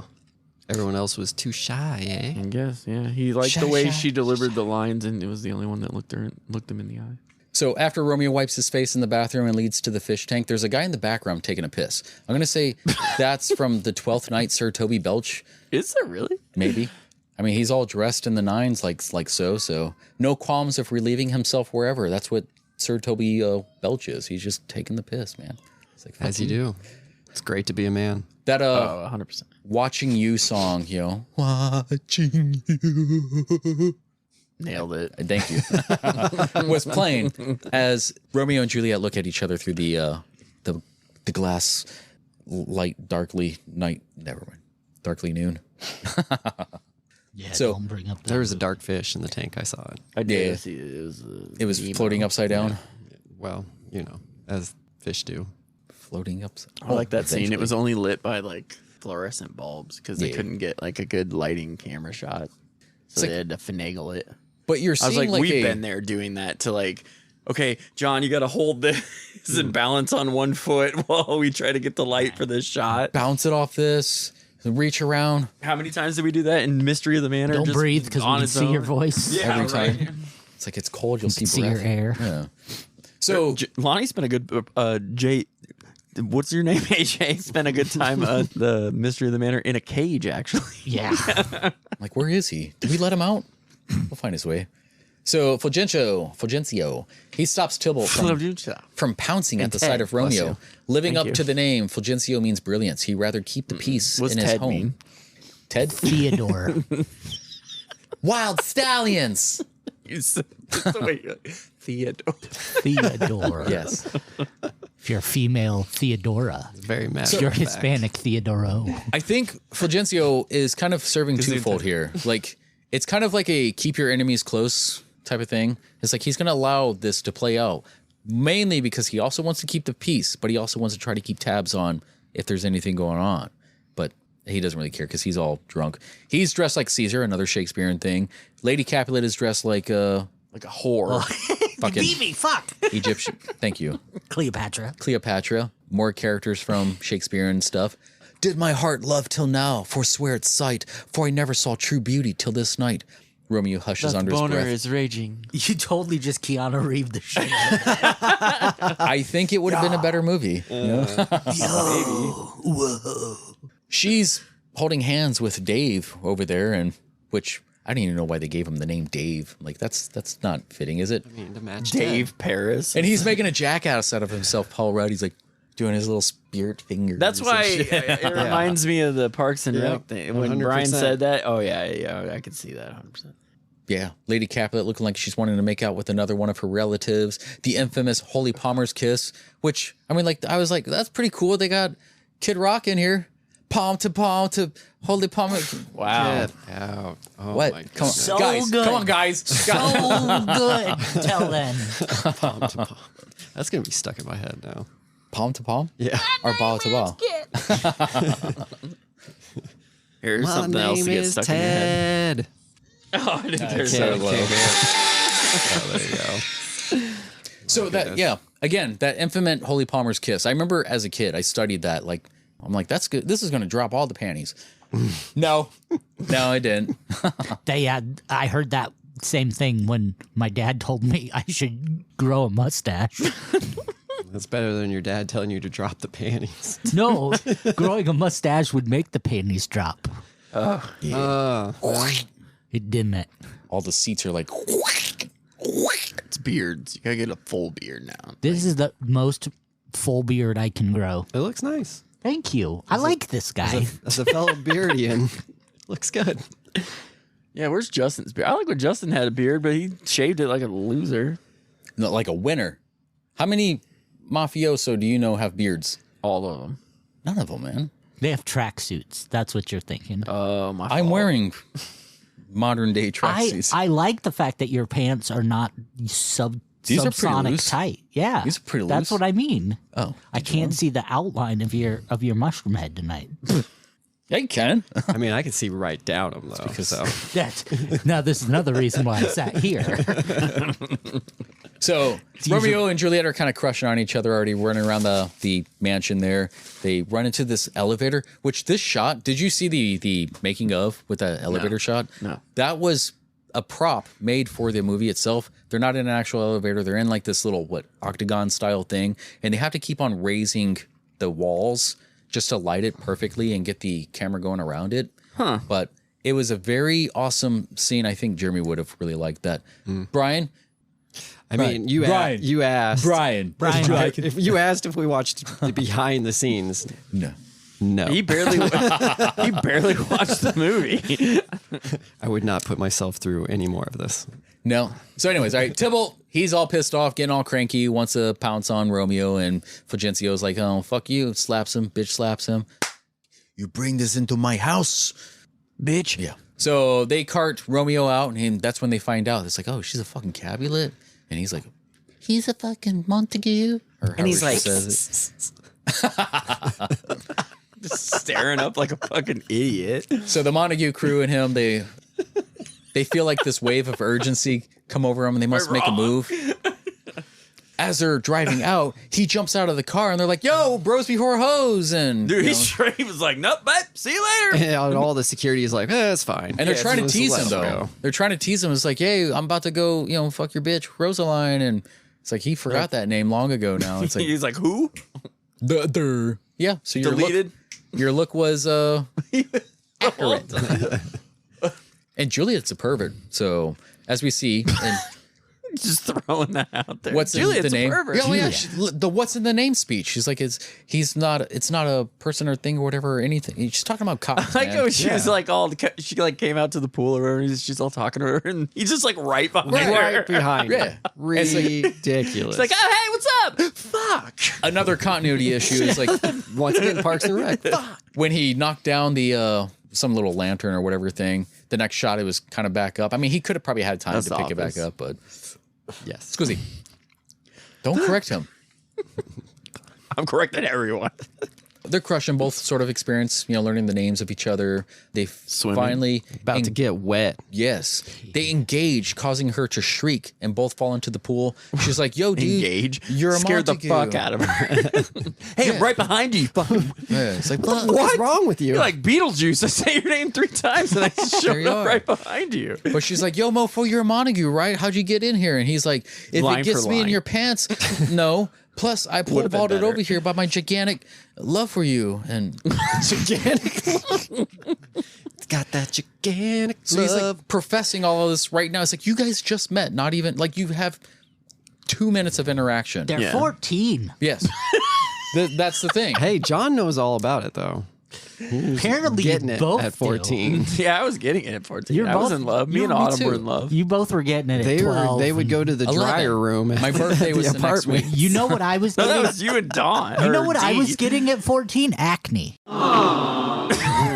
Grounded. Ditto. Heard. The singer? You know what the first? That's first? Dido. I got my first date at fucking 32.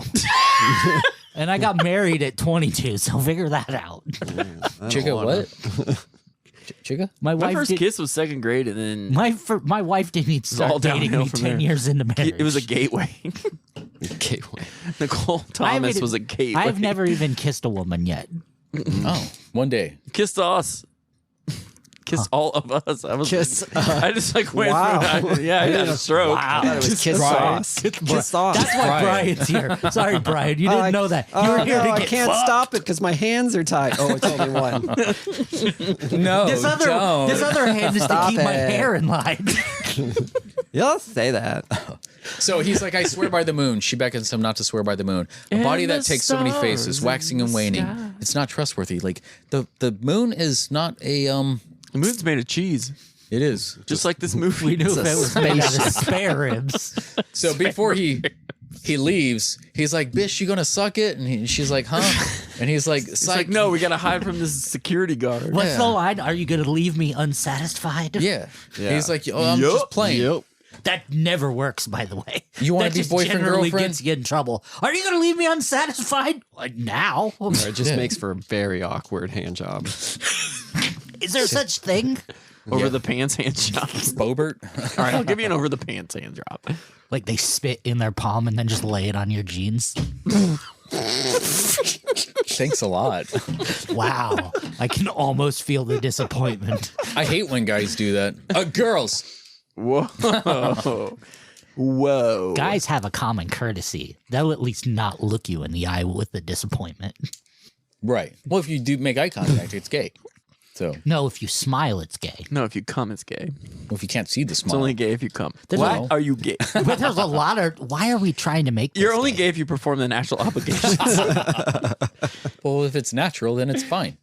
All right. Anyway. All right. So What's Mercutio wrong- was like, what's yo, wrong where you with- at, bro? What's wrong with being gay? There's nothing wrong with being gay. There is nothing. It's natural. Yeah.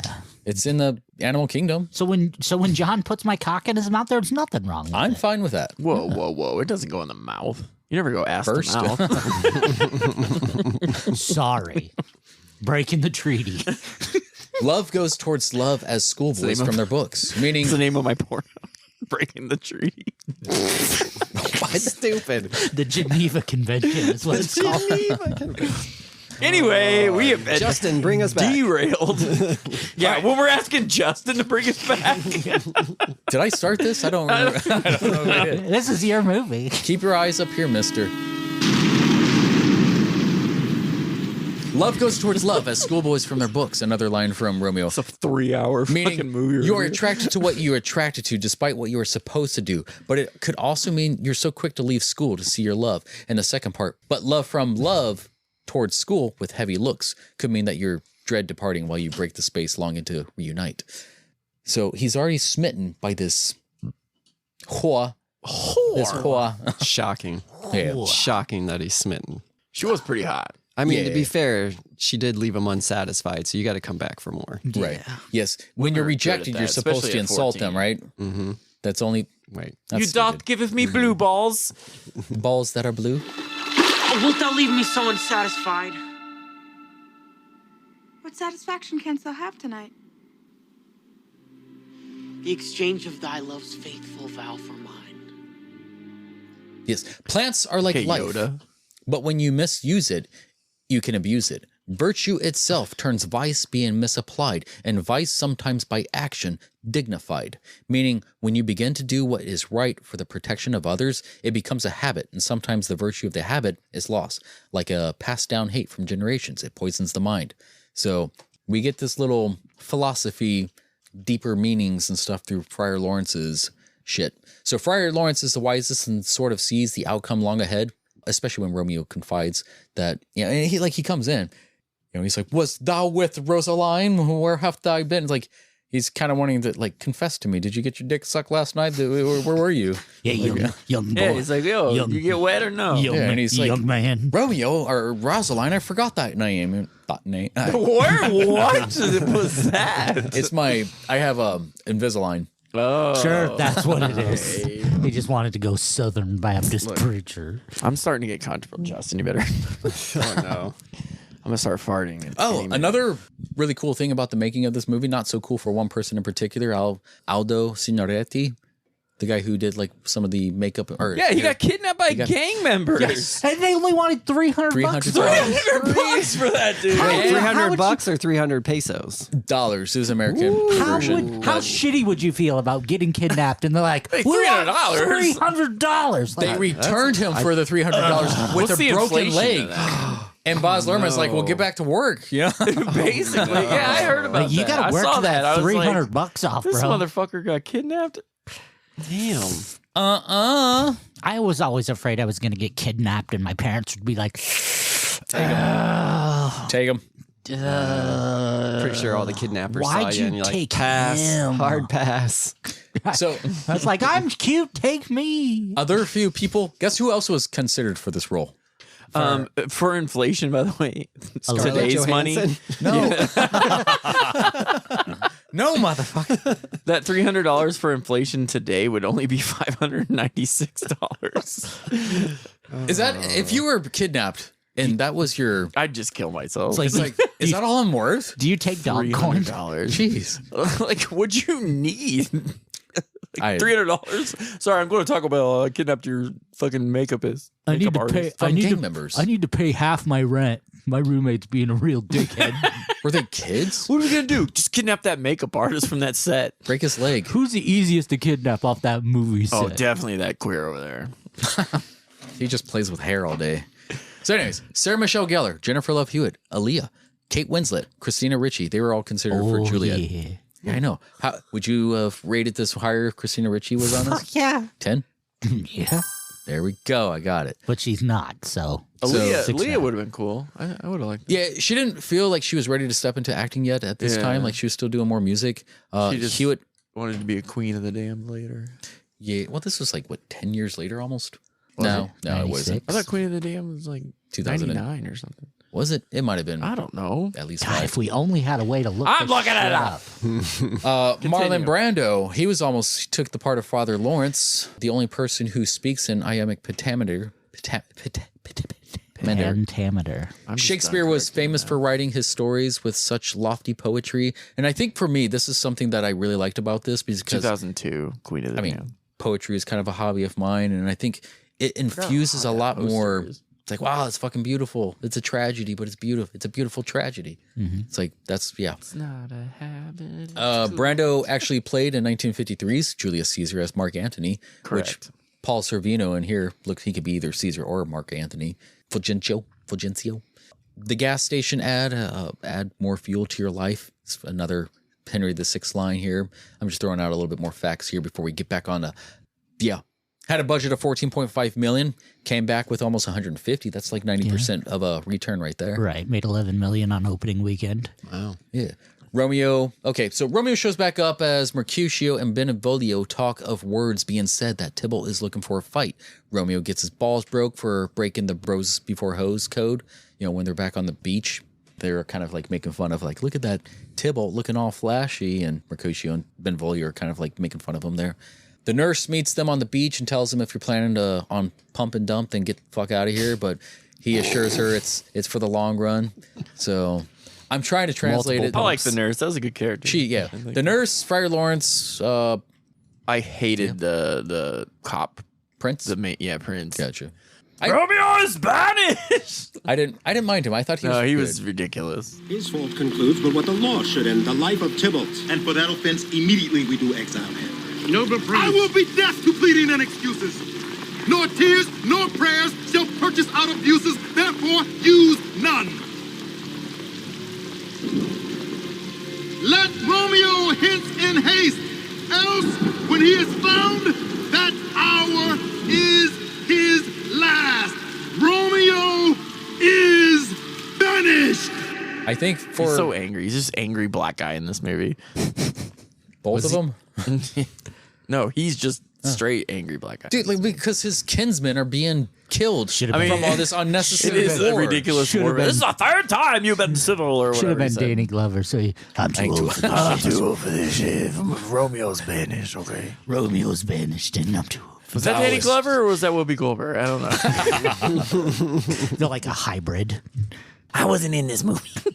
Yeah. The nurse returns to the quarters for some teas and girl talk with Juliet, breaks the news to be a wife henceforth. Oh, going back to the little balcony scene. I think that is one thing I didn't like because it's supposed to be the traditional balcony scene, the Romeo wherefore art thou room. Right. It's like, it's not really even a balcony though. It's like she was saying that as she was kind of walking past. And it's like, yeah, you changed it. When he's right behind her, like a creep. Friar Lawrence once again states with the opening of the vows, these violent delights have violent ends, and in their triumph die like the fire and powder, which as they kiss, consume. So he gives a powerful message to pace, not rush into things, but do enjoy each other and savor. I'll talk about it more on the regular podcast, but I married a couple 2 weeks ago.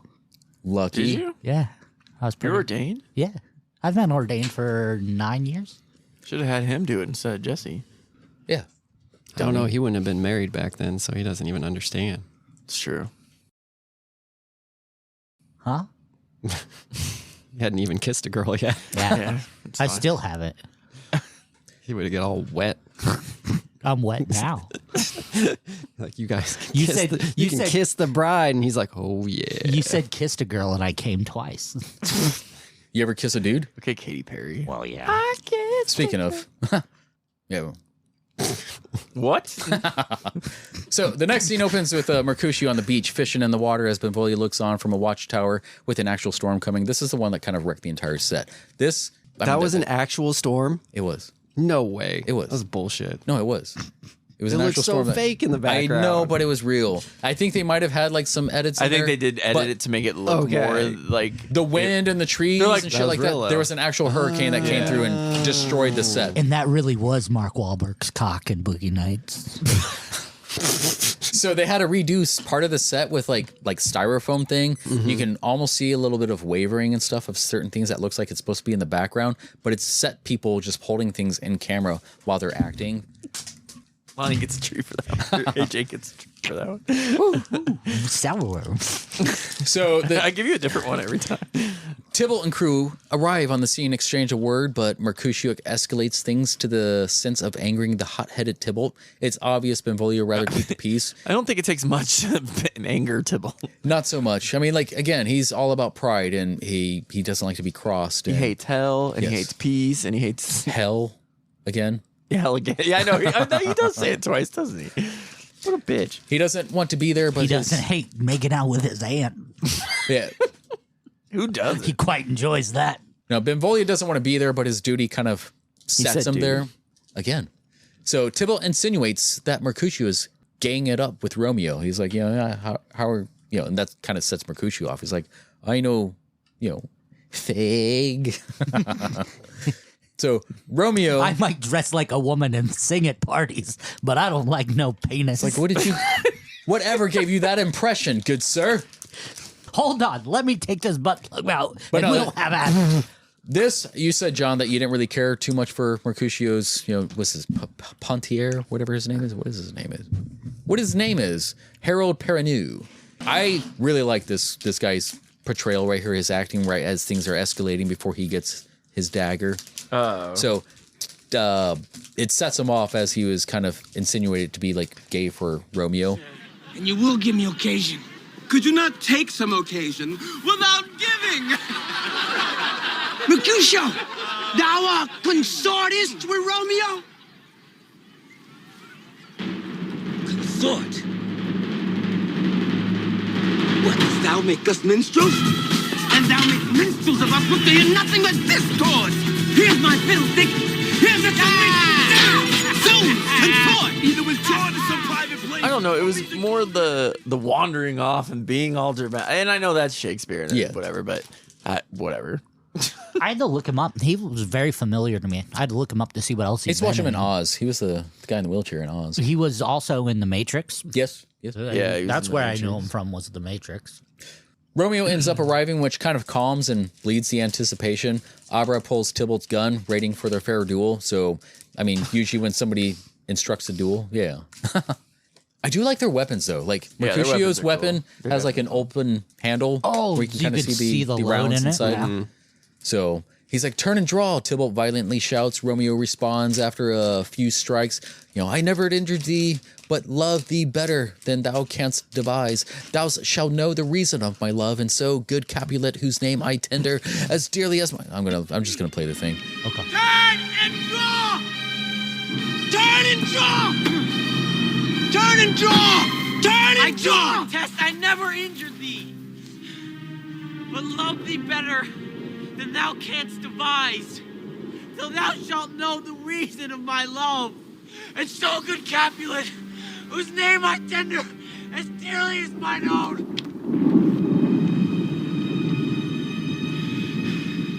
Be satisfied. Be satisfied. Calm, disarm, vile submission.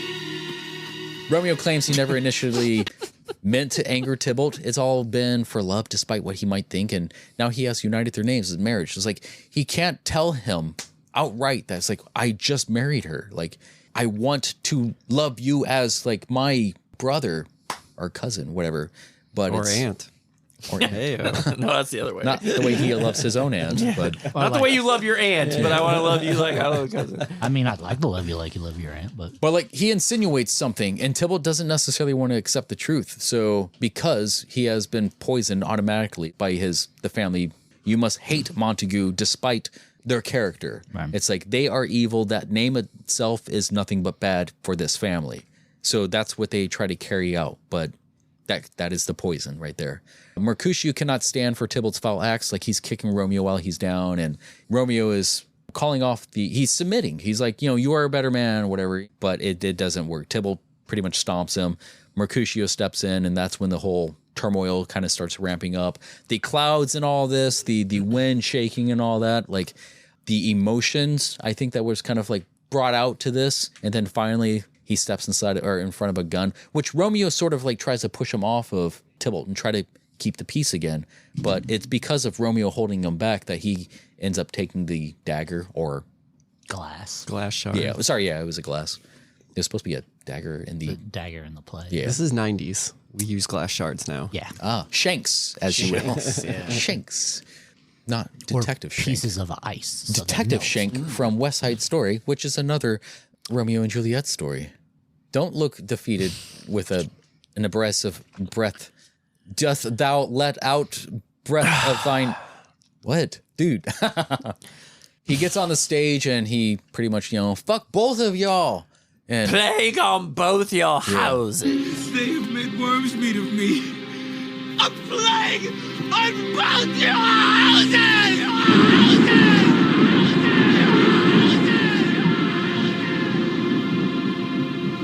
Yeah. 10 points for Gryffindor. And like the striking of the thunder. They have made worms of me. Worms meat of me. Yeah, Mercutio retreats to the stage, trying to laugh it off, saying it's like, it's but a scratch, cool. but a scratch. It's a flesh wound. But the flesh wound. But he notices What a scratch. the severity of his wound, like as he looks at the blood, and like you can see like He's like, you're fucked, His bro. side looked like a goddamn cheese grater. I think I got some sand in it. So yeah, I mean, violent delights have violent ends. The infamous curse to both of the families in the unnecessary fight. Like this did not have to happen, and if only people would listen instead of being so poison-minded. Ask violence. me tomorrow, you will find me a grave man. Literally, though. That's why I was like, oh, that is the writing, man. It was beautiful, huh? Man, he plagiarized this really well, though. So Romeo thought he was doing what was best as he watched his best friend die in his arms, the storm picking up while they all stand shocked. Romeo, in a fit of rage, charged to his car as his cousin tries to stop him. But yeah. So that whole car scene reminds me of 101 Dalmatians with Cruella DeVille, and she's like, like driving the car. And that's all I thought the whole time, because it was like zoom in fast, and Leo's like crazy. And with the emotion on his face, so like the screaming. I know some people don't care for his like prepubescent like screams with his voice cracking and all that. Hey! It's like maybe not like that. That's that was an orgasm. I thought it was emotionally like it was driving, like it amped up, and like obviously some interactions have happened before this because that's when they meet and run each other off the road. Tybalt's car flips. I think Abra's in there. I thought he showed better emotion there than when he found out from. I can't remember what member of the family it was, but when he found out that Juliet was dead. Balthazar? Yeah. Yeah. Swim fan? What's that? Swim fan? Swim fan. Here we go again. That was just made me think of like, But anyway. Juliet sits awake in bed, dreaming of her new groom, thinking about how she's right Touching there, herself. but out of reach. Flicking the bean. Flicking the bean. She left herself satisfied. Yeah. Backs. Are you ready for the guck? There it is. So yeah, Romeo finds Tybalt and Abra, and he runs them off the road, flipping the vehicle. Tybalt escapes and tries to defend himself. Yeah. He's like, fuck you, bitch. It's like the passion that's on Romeo's face, the rage, if you want to call that passion. He lost his best friend, and like he's waiting to either kill him or be killed. It's either you or I or both of us must die. Either you or I both of us must die, or something like that. It's like saying like Mercutio, he's staying for thine to keep him company. He just keeps screaming. Yeah. Mercutio's soul is but a little way above our heads, staying for thine to keep him company. Now wretched boy shall with him hence. Either thou or I or both must go with him. Either thou or I or both must go with him. Either thou or I or both must go with him.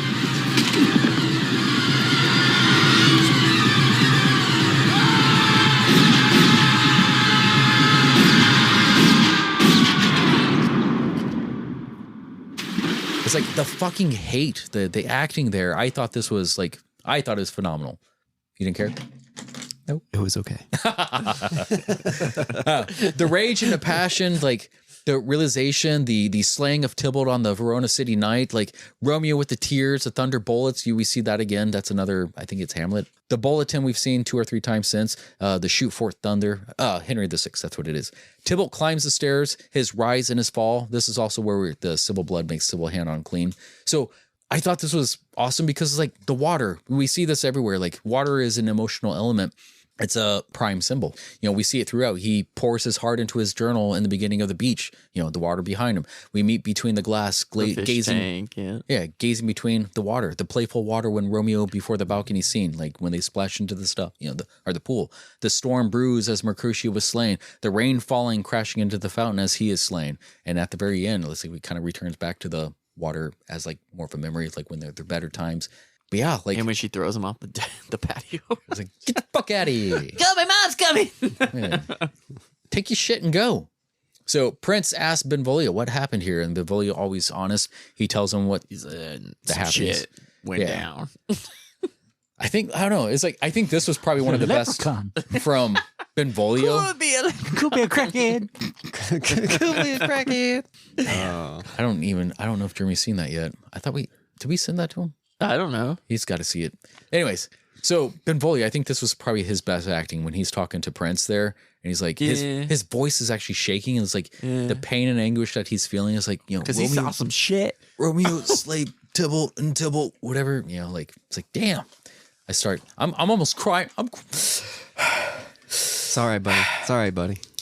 But yeah, so Lady Capulet still enraged. It's like she continues this poison. It's just like he killed Tybalt, then who's gonna fucking kill Romeo? And so that's when they ended up banishing him. Romeo is banished. Get out. Tybalt lost the last of his 9 lives.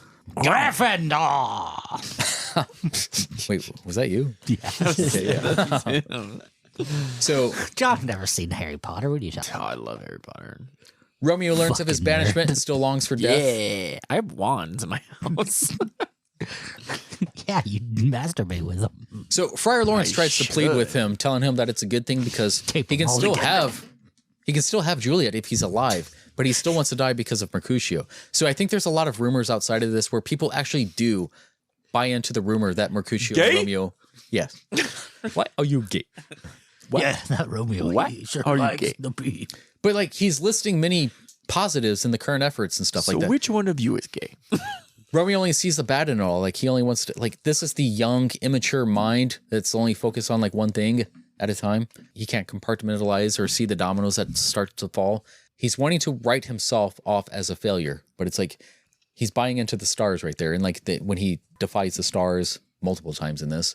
So yeah, Friar Lawrence wishes him away. And once everything blows over, maybe return, sojourn to Mantua, stays in Mantua.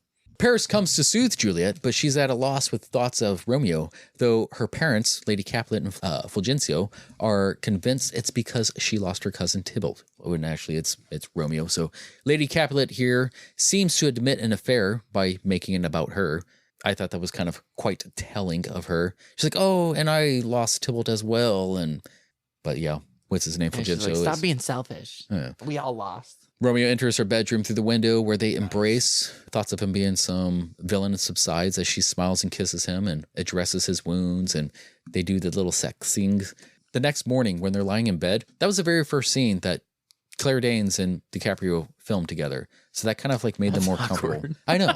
It's like it's awkward, but like you said, just said it like makes the rest of it like, okay, now this is going to be a breeze now that we've been naked with each other. Right. Yeah, because she was only 17 or whatever when they were filming. Yeah, I want to say so. Yeah, I don't know how old he was. He was 21. I want to say she had a cock sock on. Nice. So Fulgencio makes a date to wed his already wedded daughter to Paris, Paul Rudd.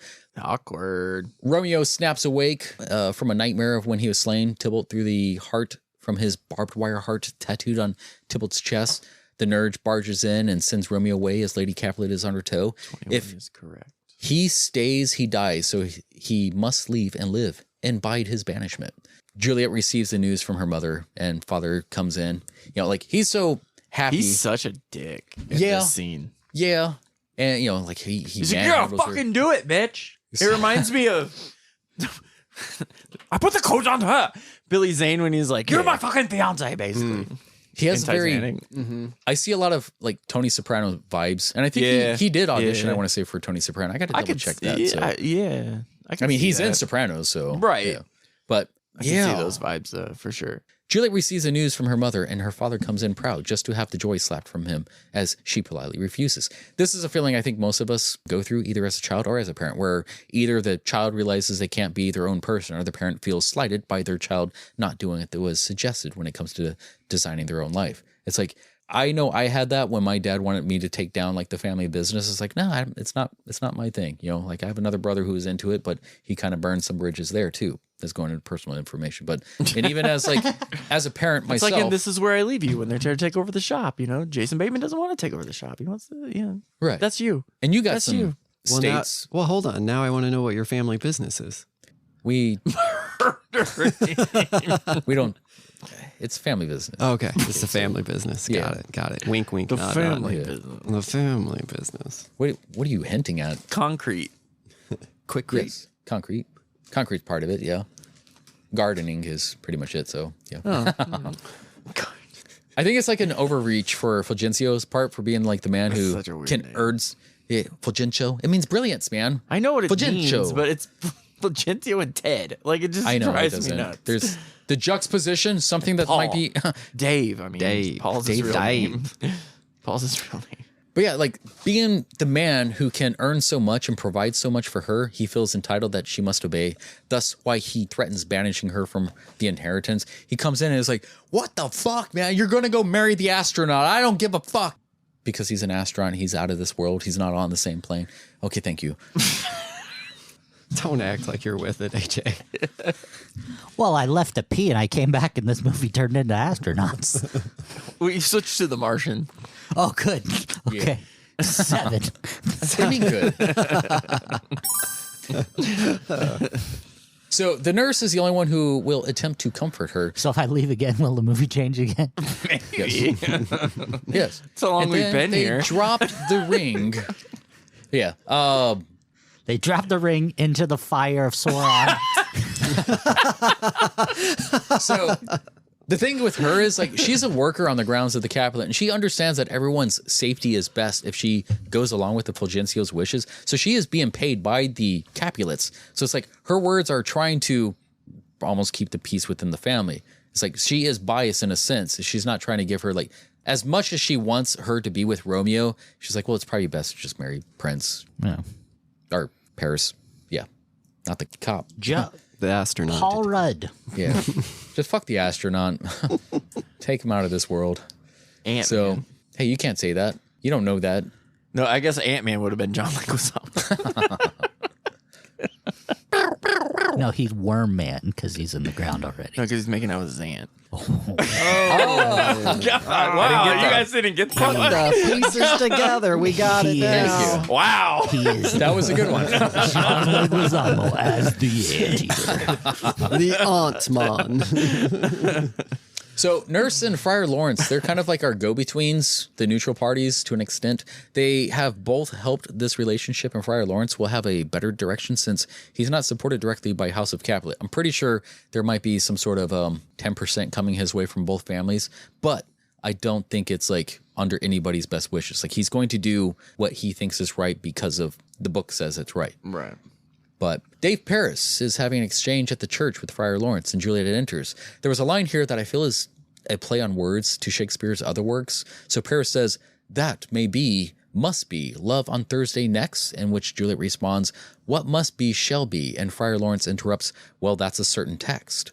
So I feel it's a calling on Hamlet's to be or not to be, since it's also talks of sleep and death in the very speech, which Friar Lawrence soon offers a vial of death like sleep. So thy letter was sent, and by fate, Romeo missed his call while he was striking out behind the trailer stall. That was my attempt to ionic taminer. He's having a stroke again. Thank you. So Juliet doubts the workings of the vial. So she's kind of like, she puts the gun to her head. I'm like, man, you were a crazy ass bitch. Like, maybe she did deserve to get slapped around by her dad. Do you think so? No. Okay. I'm with you. Thank you. Coming from the guy with daughters. Let me take a note real quick. Don't hit daughters. Stop slapping daughters. Thank you. Actually, I used to have a highlight paste. So Juliet says to her mother that night, "Farewell," a word that is used for long goodbyes. Then she drinks the concoction. Usually you don't say farewell. You say good night. Good morrow, mother. I say, bye, buddy. Hope you find your dad. I'm from the Midwest. I go, well. Well, you got to slap your knee. Slap your knee. They adorn her bed with little angels, the place where they think she dies. A service takes place at the church. Romeo's friend Balthazar stumbles across it, crossing the sent messages that Romeo never received. Talk show host by Radiohead. Baz Luhrmann reached out to Radiohead to provide some music for this, which they provided 2 songs, the ending to a tragic movie, I forget the name of the title, and Talk Show Host. This was also one of my favorite songs on this. The song that I didn't... you liked the whole soundtrack? Not all of it. The one that I didn't care for was the little boy singing the... Because I could not stand... Every time I heard it, I saw the little dudes jabbering jaws. I'm like, why are you doing that with your... You look so stupid. What Jabberjaw. song did he sing? Now, He sung the Angel Doves Cry. Yeah. That's what it was. Which I love the song. I just don't really care for his take on it. I'm like, yeah. Anyways. Justin doesn't like little boys. Yes, I... Wait.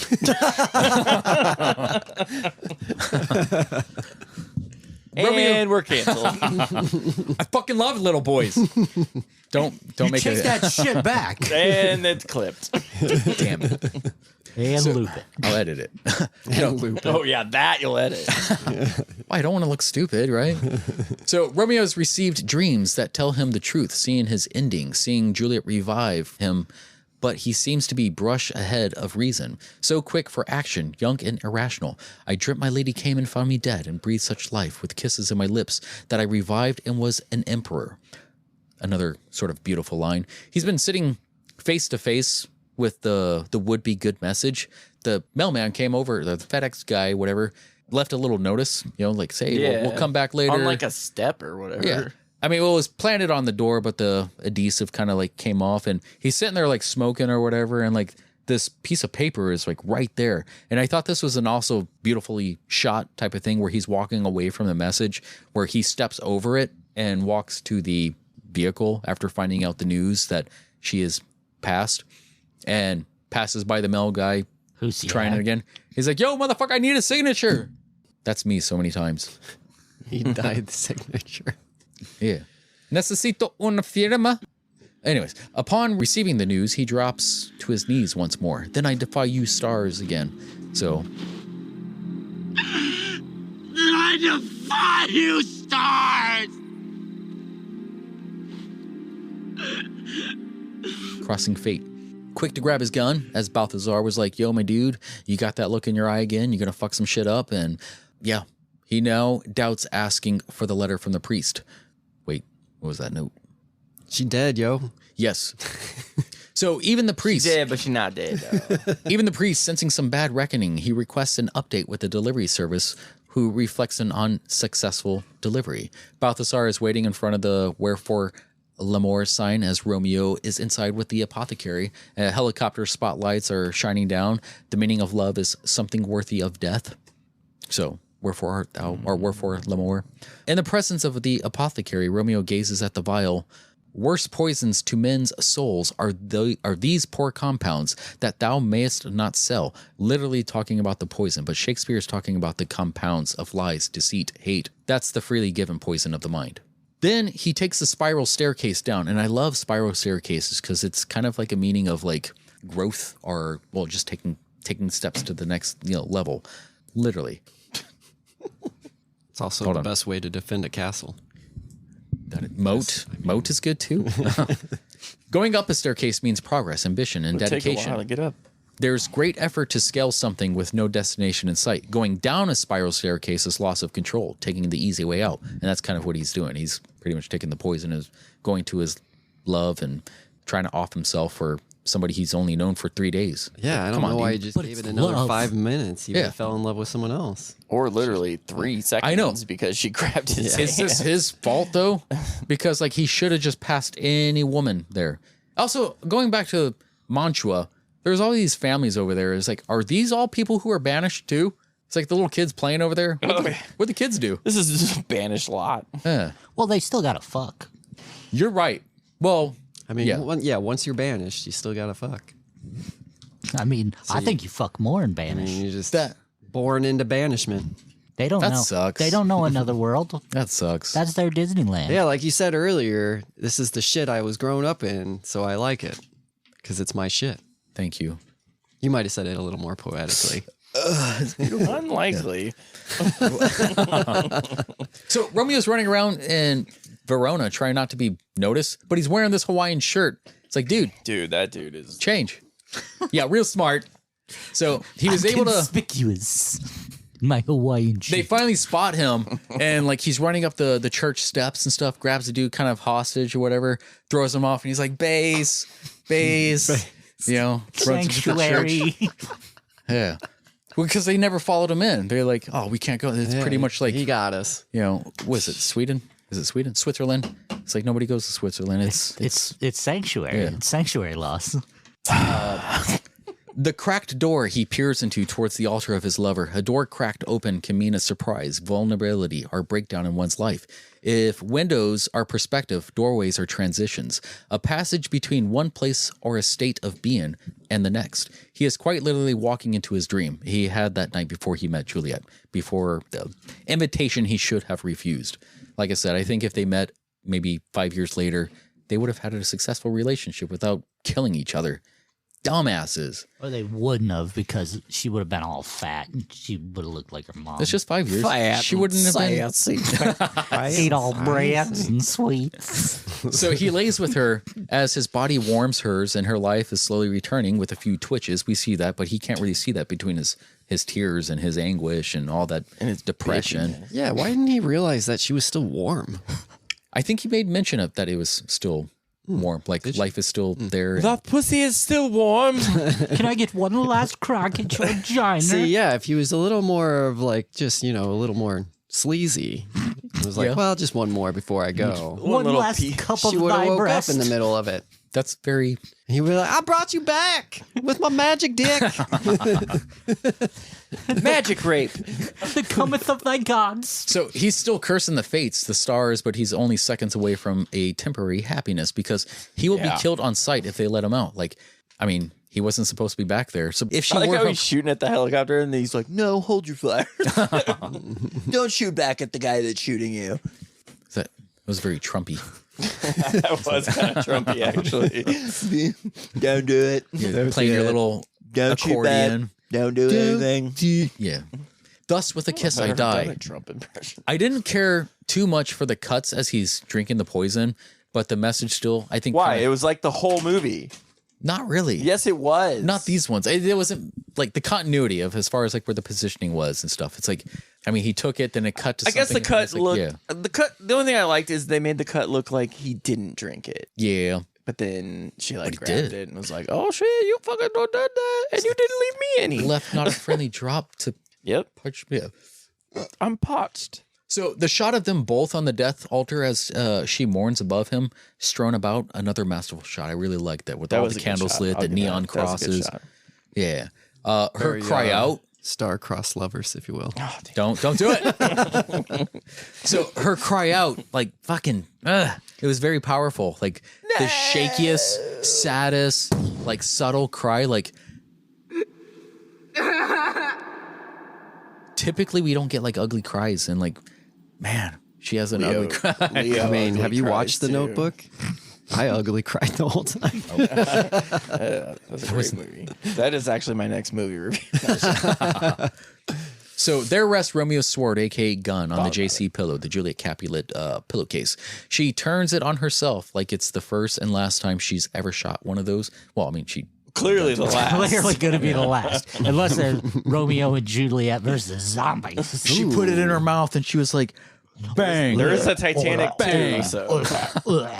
I like the idea of that. Let's do a sequel.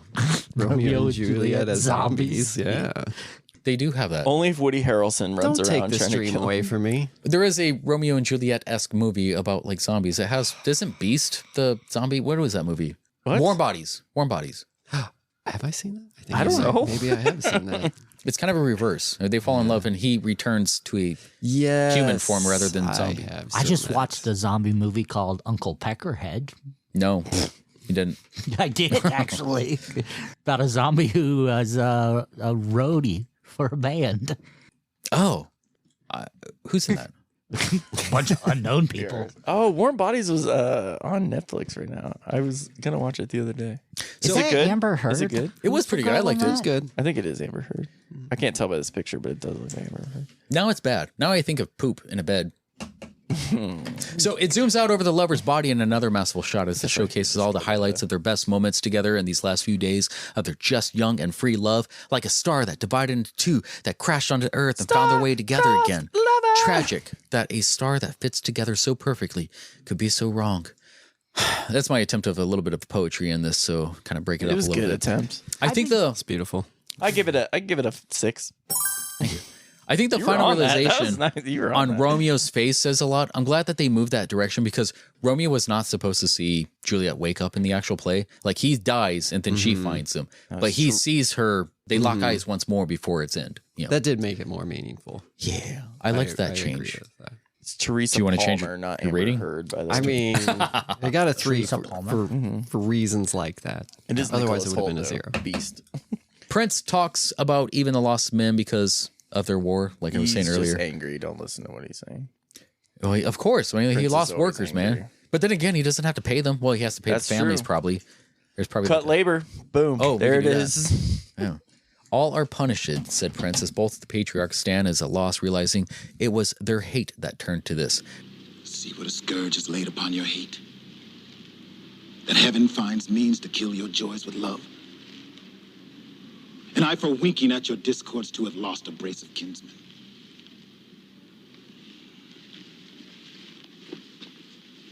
All are punished.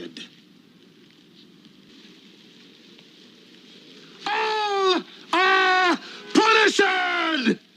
It returns to a TV box separating you from the story, beautifully ending in a tragic way.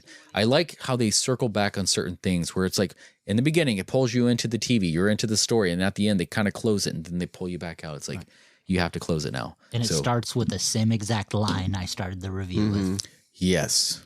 Once more for those in the back. You have it memorized, so say it again. I listened too much to talking, and I got it pulled up to my least favorite. I'll just cut that and put it back in the end there. Repaste what I said, even though we were probably talking over it. Doesn't matter. So, because if we explain it right now, then people will know what happened. So the central Jesus statue was only 2 feet high. It was kind of put in there. Yeah, I was like, I'm pretty sure that's in Brazil, São Paulo. Yeah, yes. Brazil. The part of Mercutio was considered by Ewan McGregor, Christian Bale, and John Leguizamo before they settled with the black actor Harold Never once have you said that name correct. Okay. John Leguizamo, you've never once said his name. That's a hard name to say. I don't even attempt to say it. Luigi.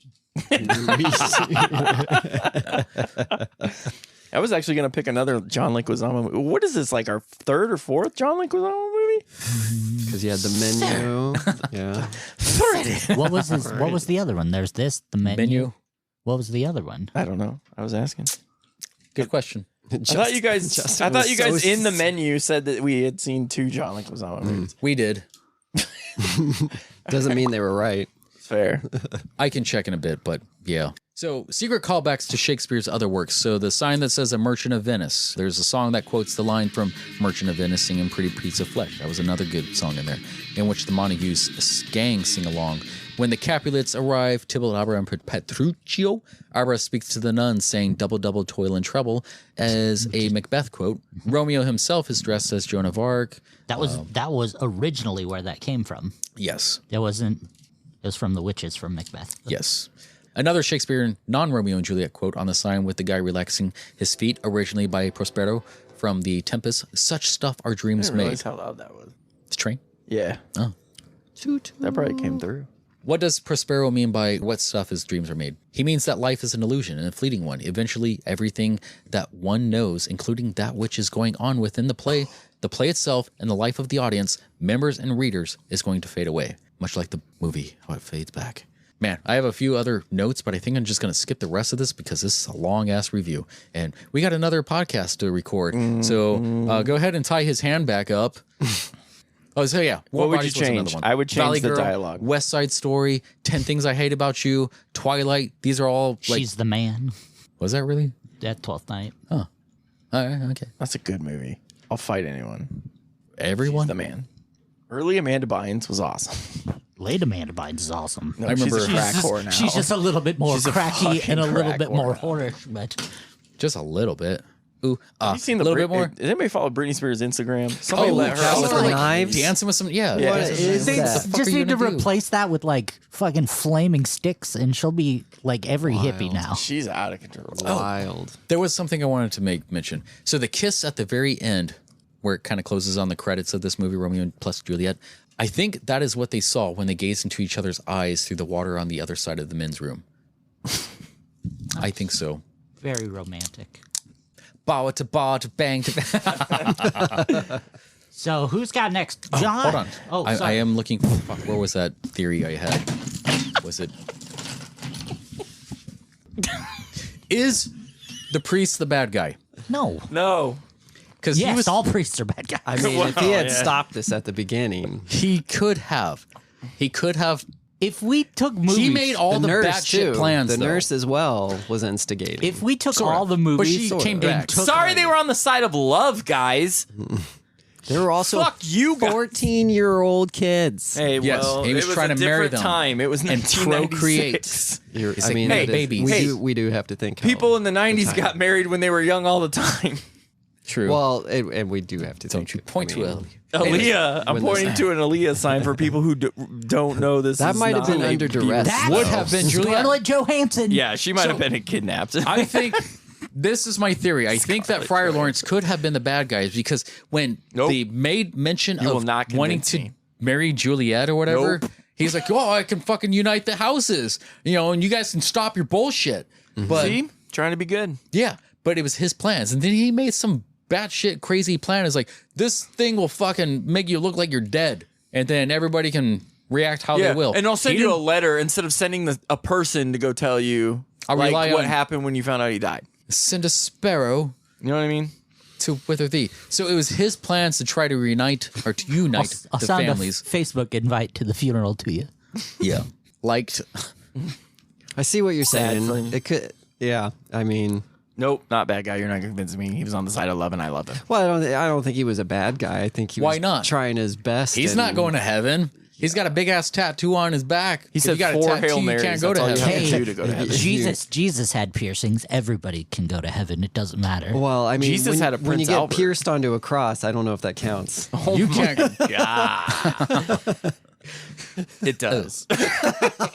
God was like, "Well, that's it. You're out." Well, So are you. How? Well, he can't wear- Oh, that's the reason I'm not going to heaven. No, Sure. it's because some rabbi bit off your penis when you were younger. Hey, he was very gentle. Yeah. He just nibbled. that's how I was It's a little circumcised. nibble. He spit on it first, at least. I only got syphilis twice. You like that? Twice. Lonnie and or AJ? You like that? Who's that? Who's leaking? Sorry. I didn't realize that was happening. All out right. loud. Favorite, least favorite. Oh, I got it. Hold on. What I would change is the dialogue. I thought we did that first. Oh yeah, probably. that's kind of what makes it a Shakespeare movie. If you change the dialogue, it wouldn't be a No, fucking just the Shakespeare style movie. of the like you. I just laughed at It's what made everything it in the unique. serious parts. If you took out the Shakespeare Good dialogue, thing it I'm wouldn't not- be a Shakespeare movie. It would Whatever. just be a love I'm- movie. I'm not lactose intolerant, so I accepted the cheesy. Nobody knows what that means. He just explained I know it. you do. Shut up.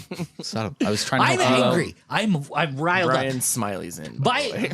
favorite, least favorite title. Poop. For sure, the worst movie to exist. Oh. This is undoubtedly the worst movie to exist.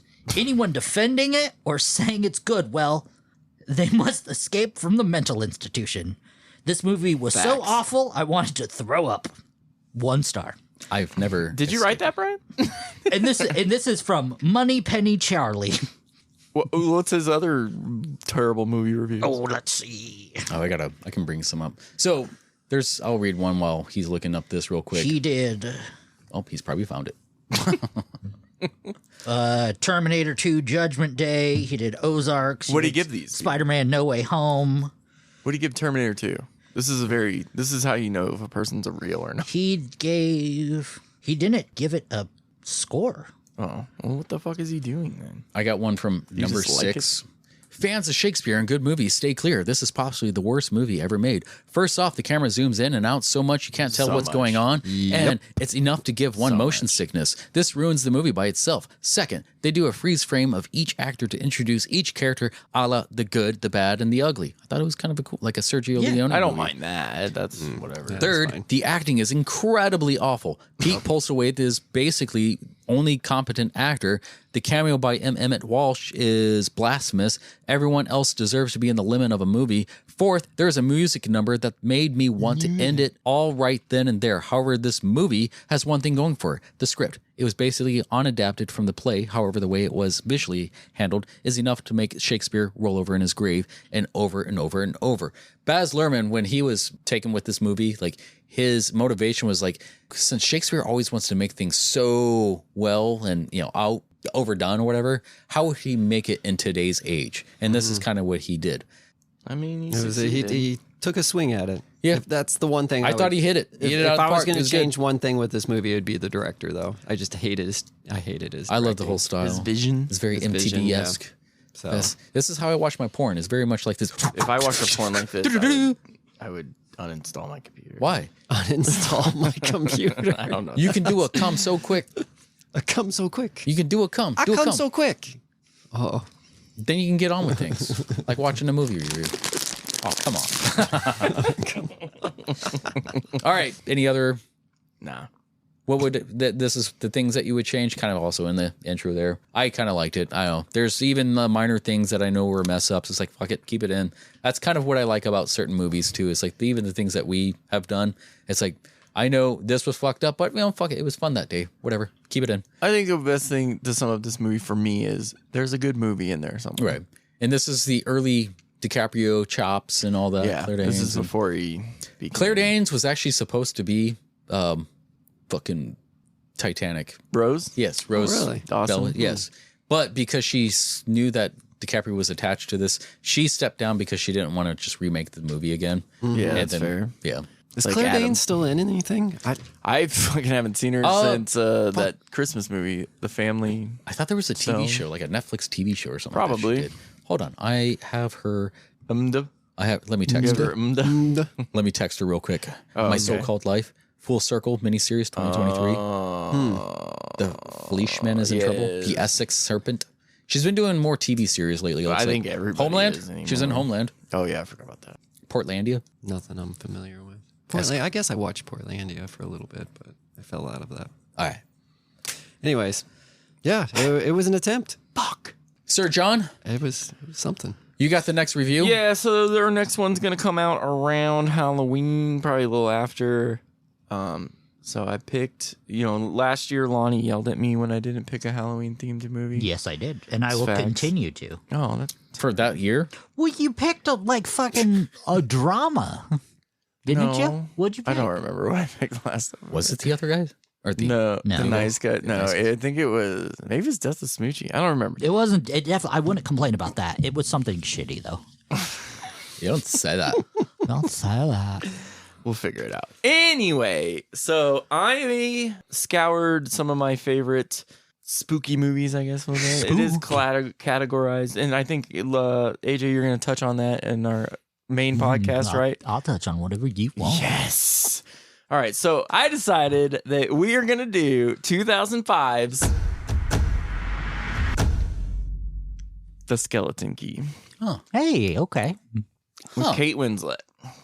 I really like that movie, so I'm interested to see what you guys Are you trying to connect these movies? No, but it does have a Skarsgård in it, and I know how you love your Skarsgårds. I think... Or Sarsgaard, sorry. I think I am like... I was think going to it's- pick Scream. I really was. I'm more so liking the Skarsgårds in spite of Jeremy. It's like at first, I was just rolling with it, but I was like, you know what? These guys are amazing. They're really not, though. They are. Also, this is a pretty sick poster for that movie. I'm excited to see the new Crow. That does look kind of fun. Yeah, When's that I haven't supposed seen to it. come out? Good question. I I thought it was supposed to be It's in this limbo, year, but huh? Thursday. Early next year. they just wrapped back in March or so, or April, whatever, back in Prague or something. Czech Prague. Wow. But which Skarsgård is it? The it one, little one. Fucking. Thank Bill. you. There you Bill. go. Billiam. Billy. Billiam. Oh, Billy. Billy. You need human contact. What movie? What is a Skarsgård? This is a Sarsgaard. Confusing. A Sarsgaard? Peter Sarsgaard? Isn't that soap? No, that's fish. Anyways. Swim? Medicine for goat? I don't know. Okay. I don't have a date, by the way. Bye. This is the longest movie review podcast That's what my that we sex did. life's right started. Okay, I'm done. Bye. roll over, and die. Let's have a cigarette. Whew, that was quick. Baby. Put the blindfold back on. I just got two things I want to say to you. See you guys next week for episode 56-ish. And I want to hurt you with my gigantically. It is 56 because I watched or listened to part 5 of 55, and I was like, "There's too many fives." 555. I'm 6. It's a symbol. I know what it's a symbol for. You. Hey. Whoa. Oh, cut that out. Farewell and good night. Bye. Oh, and in case I don't see you, good afternoon, good evening, and good night. This concludes our broadcast day. Click.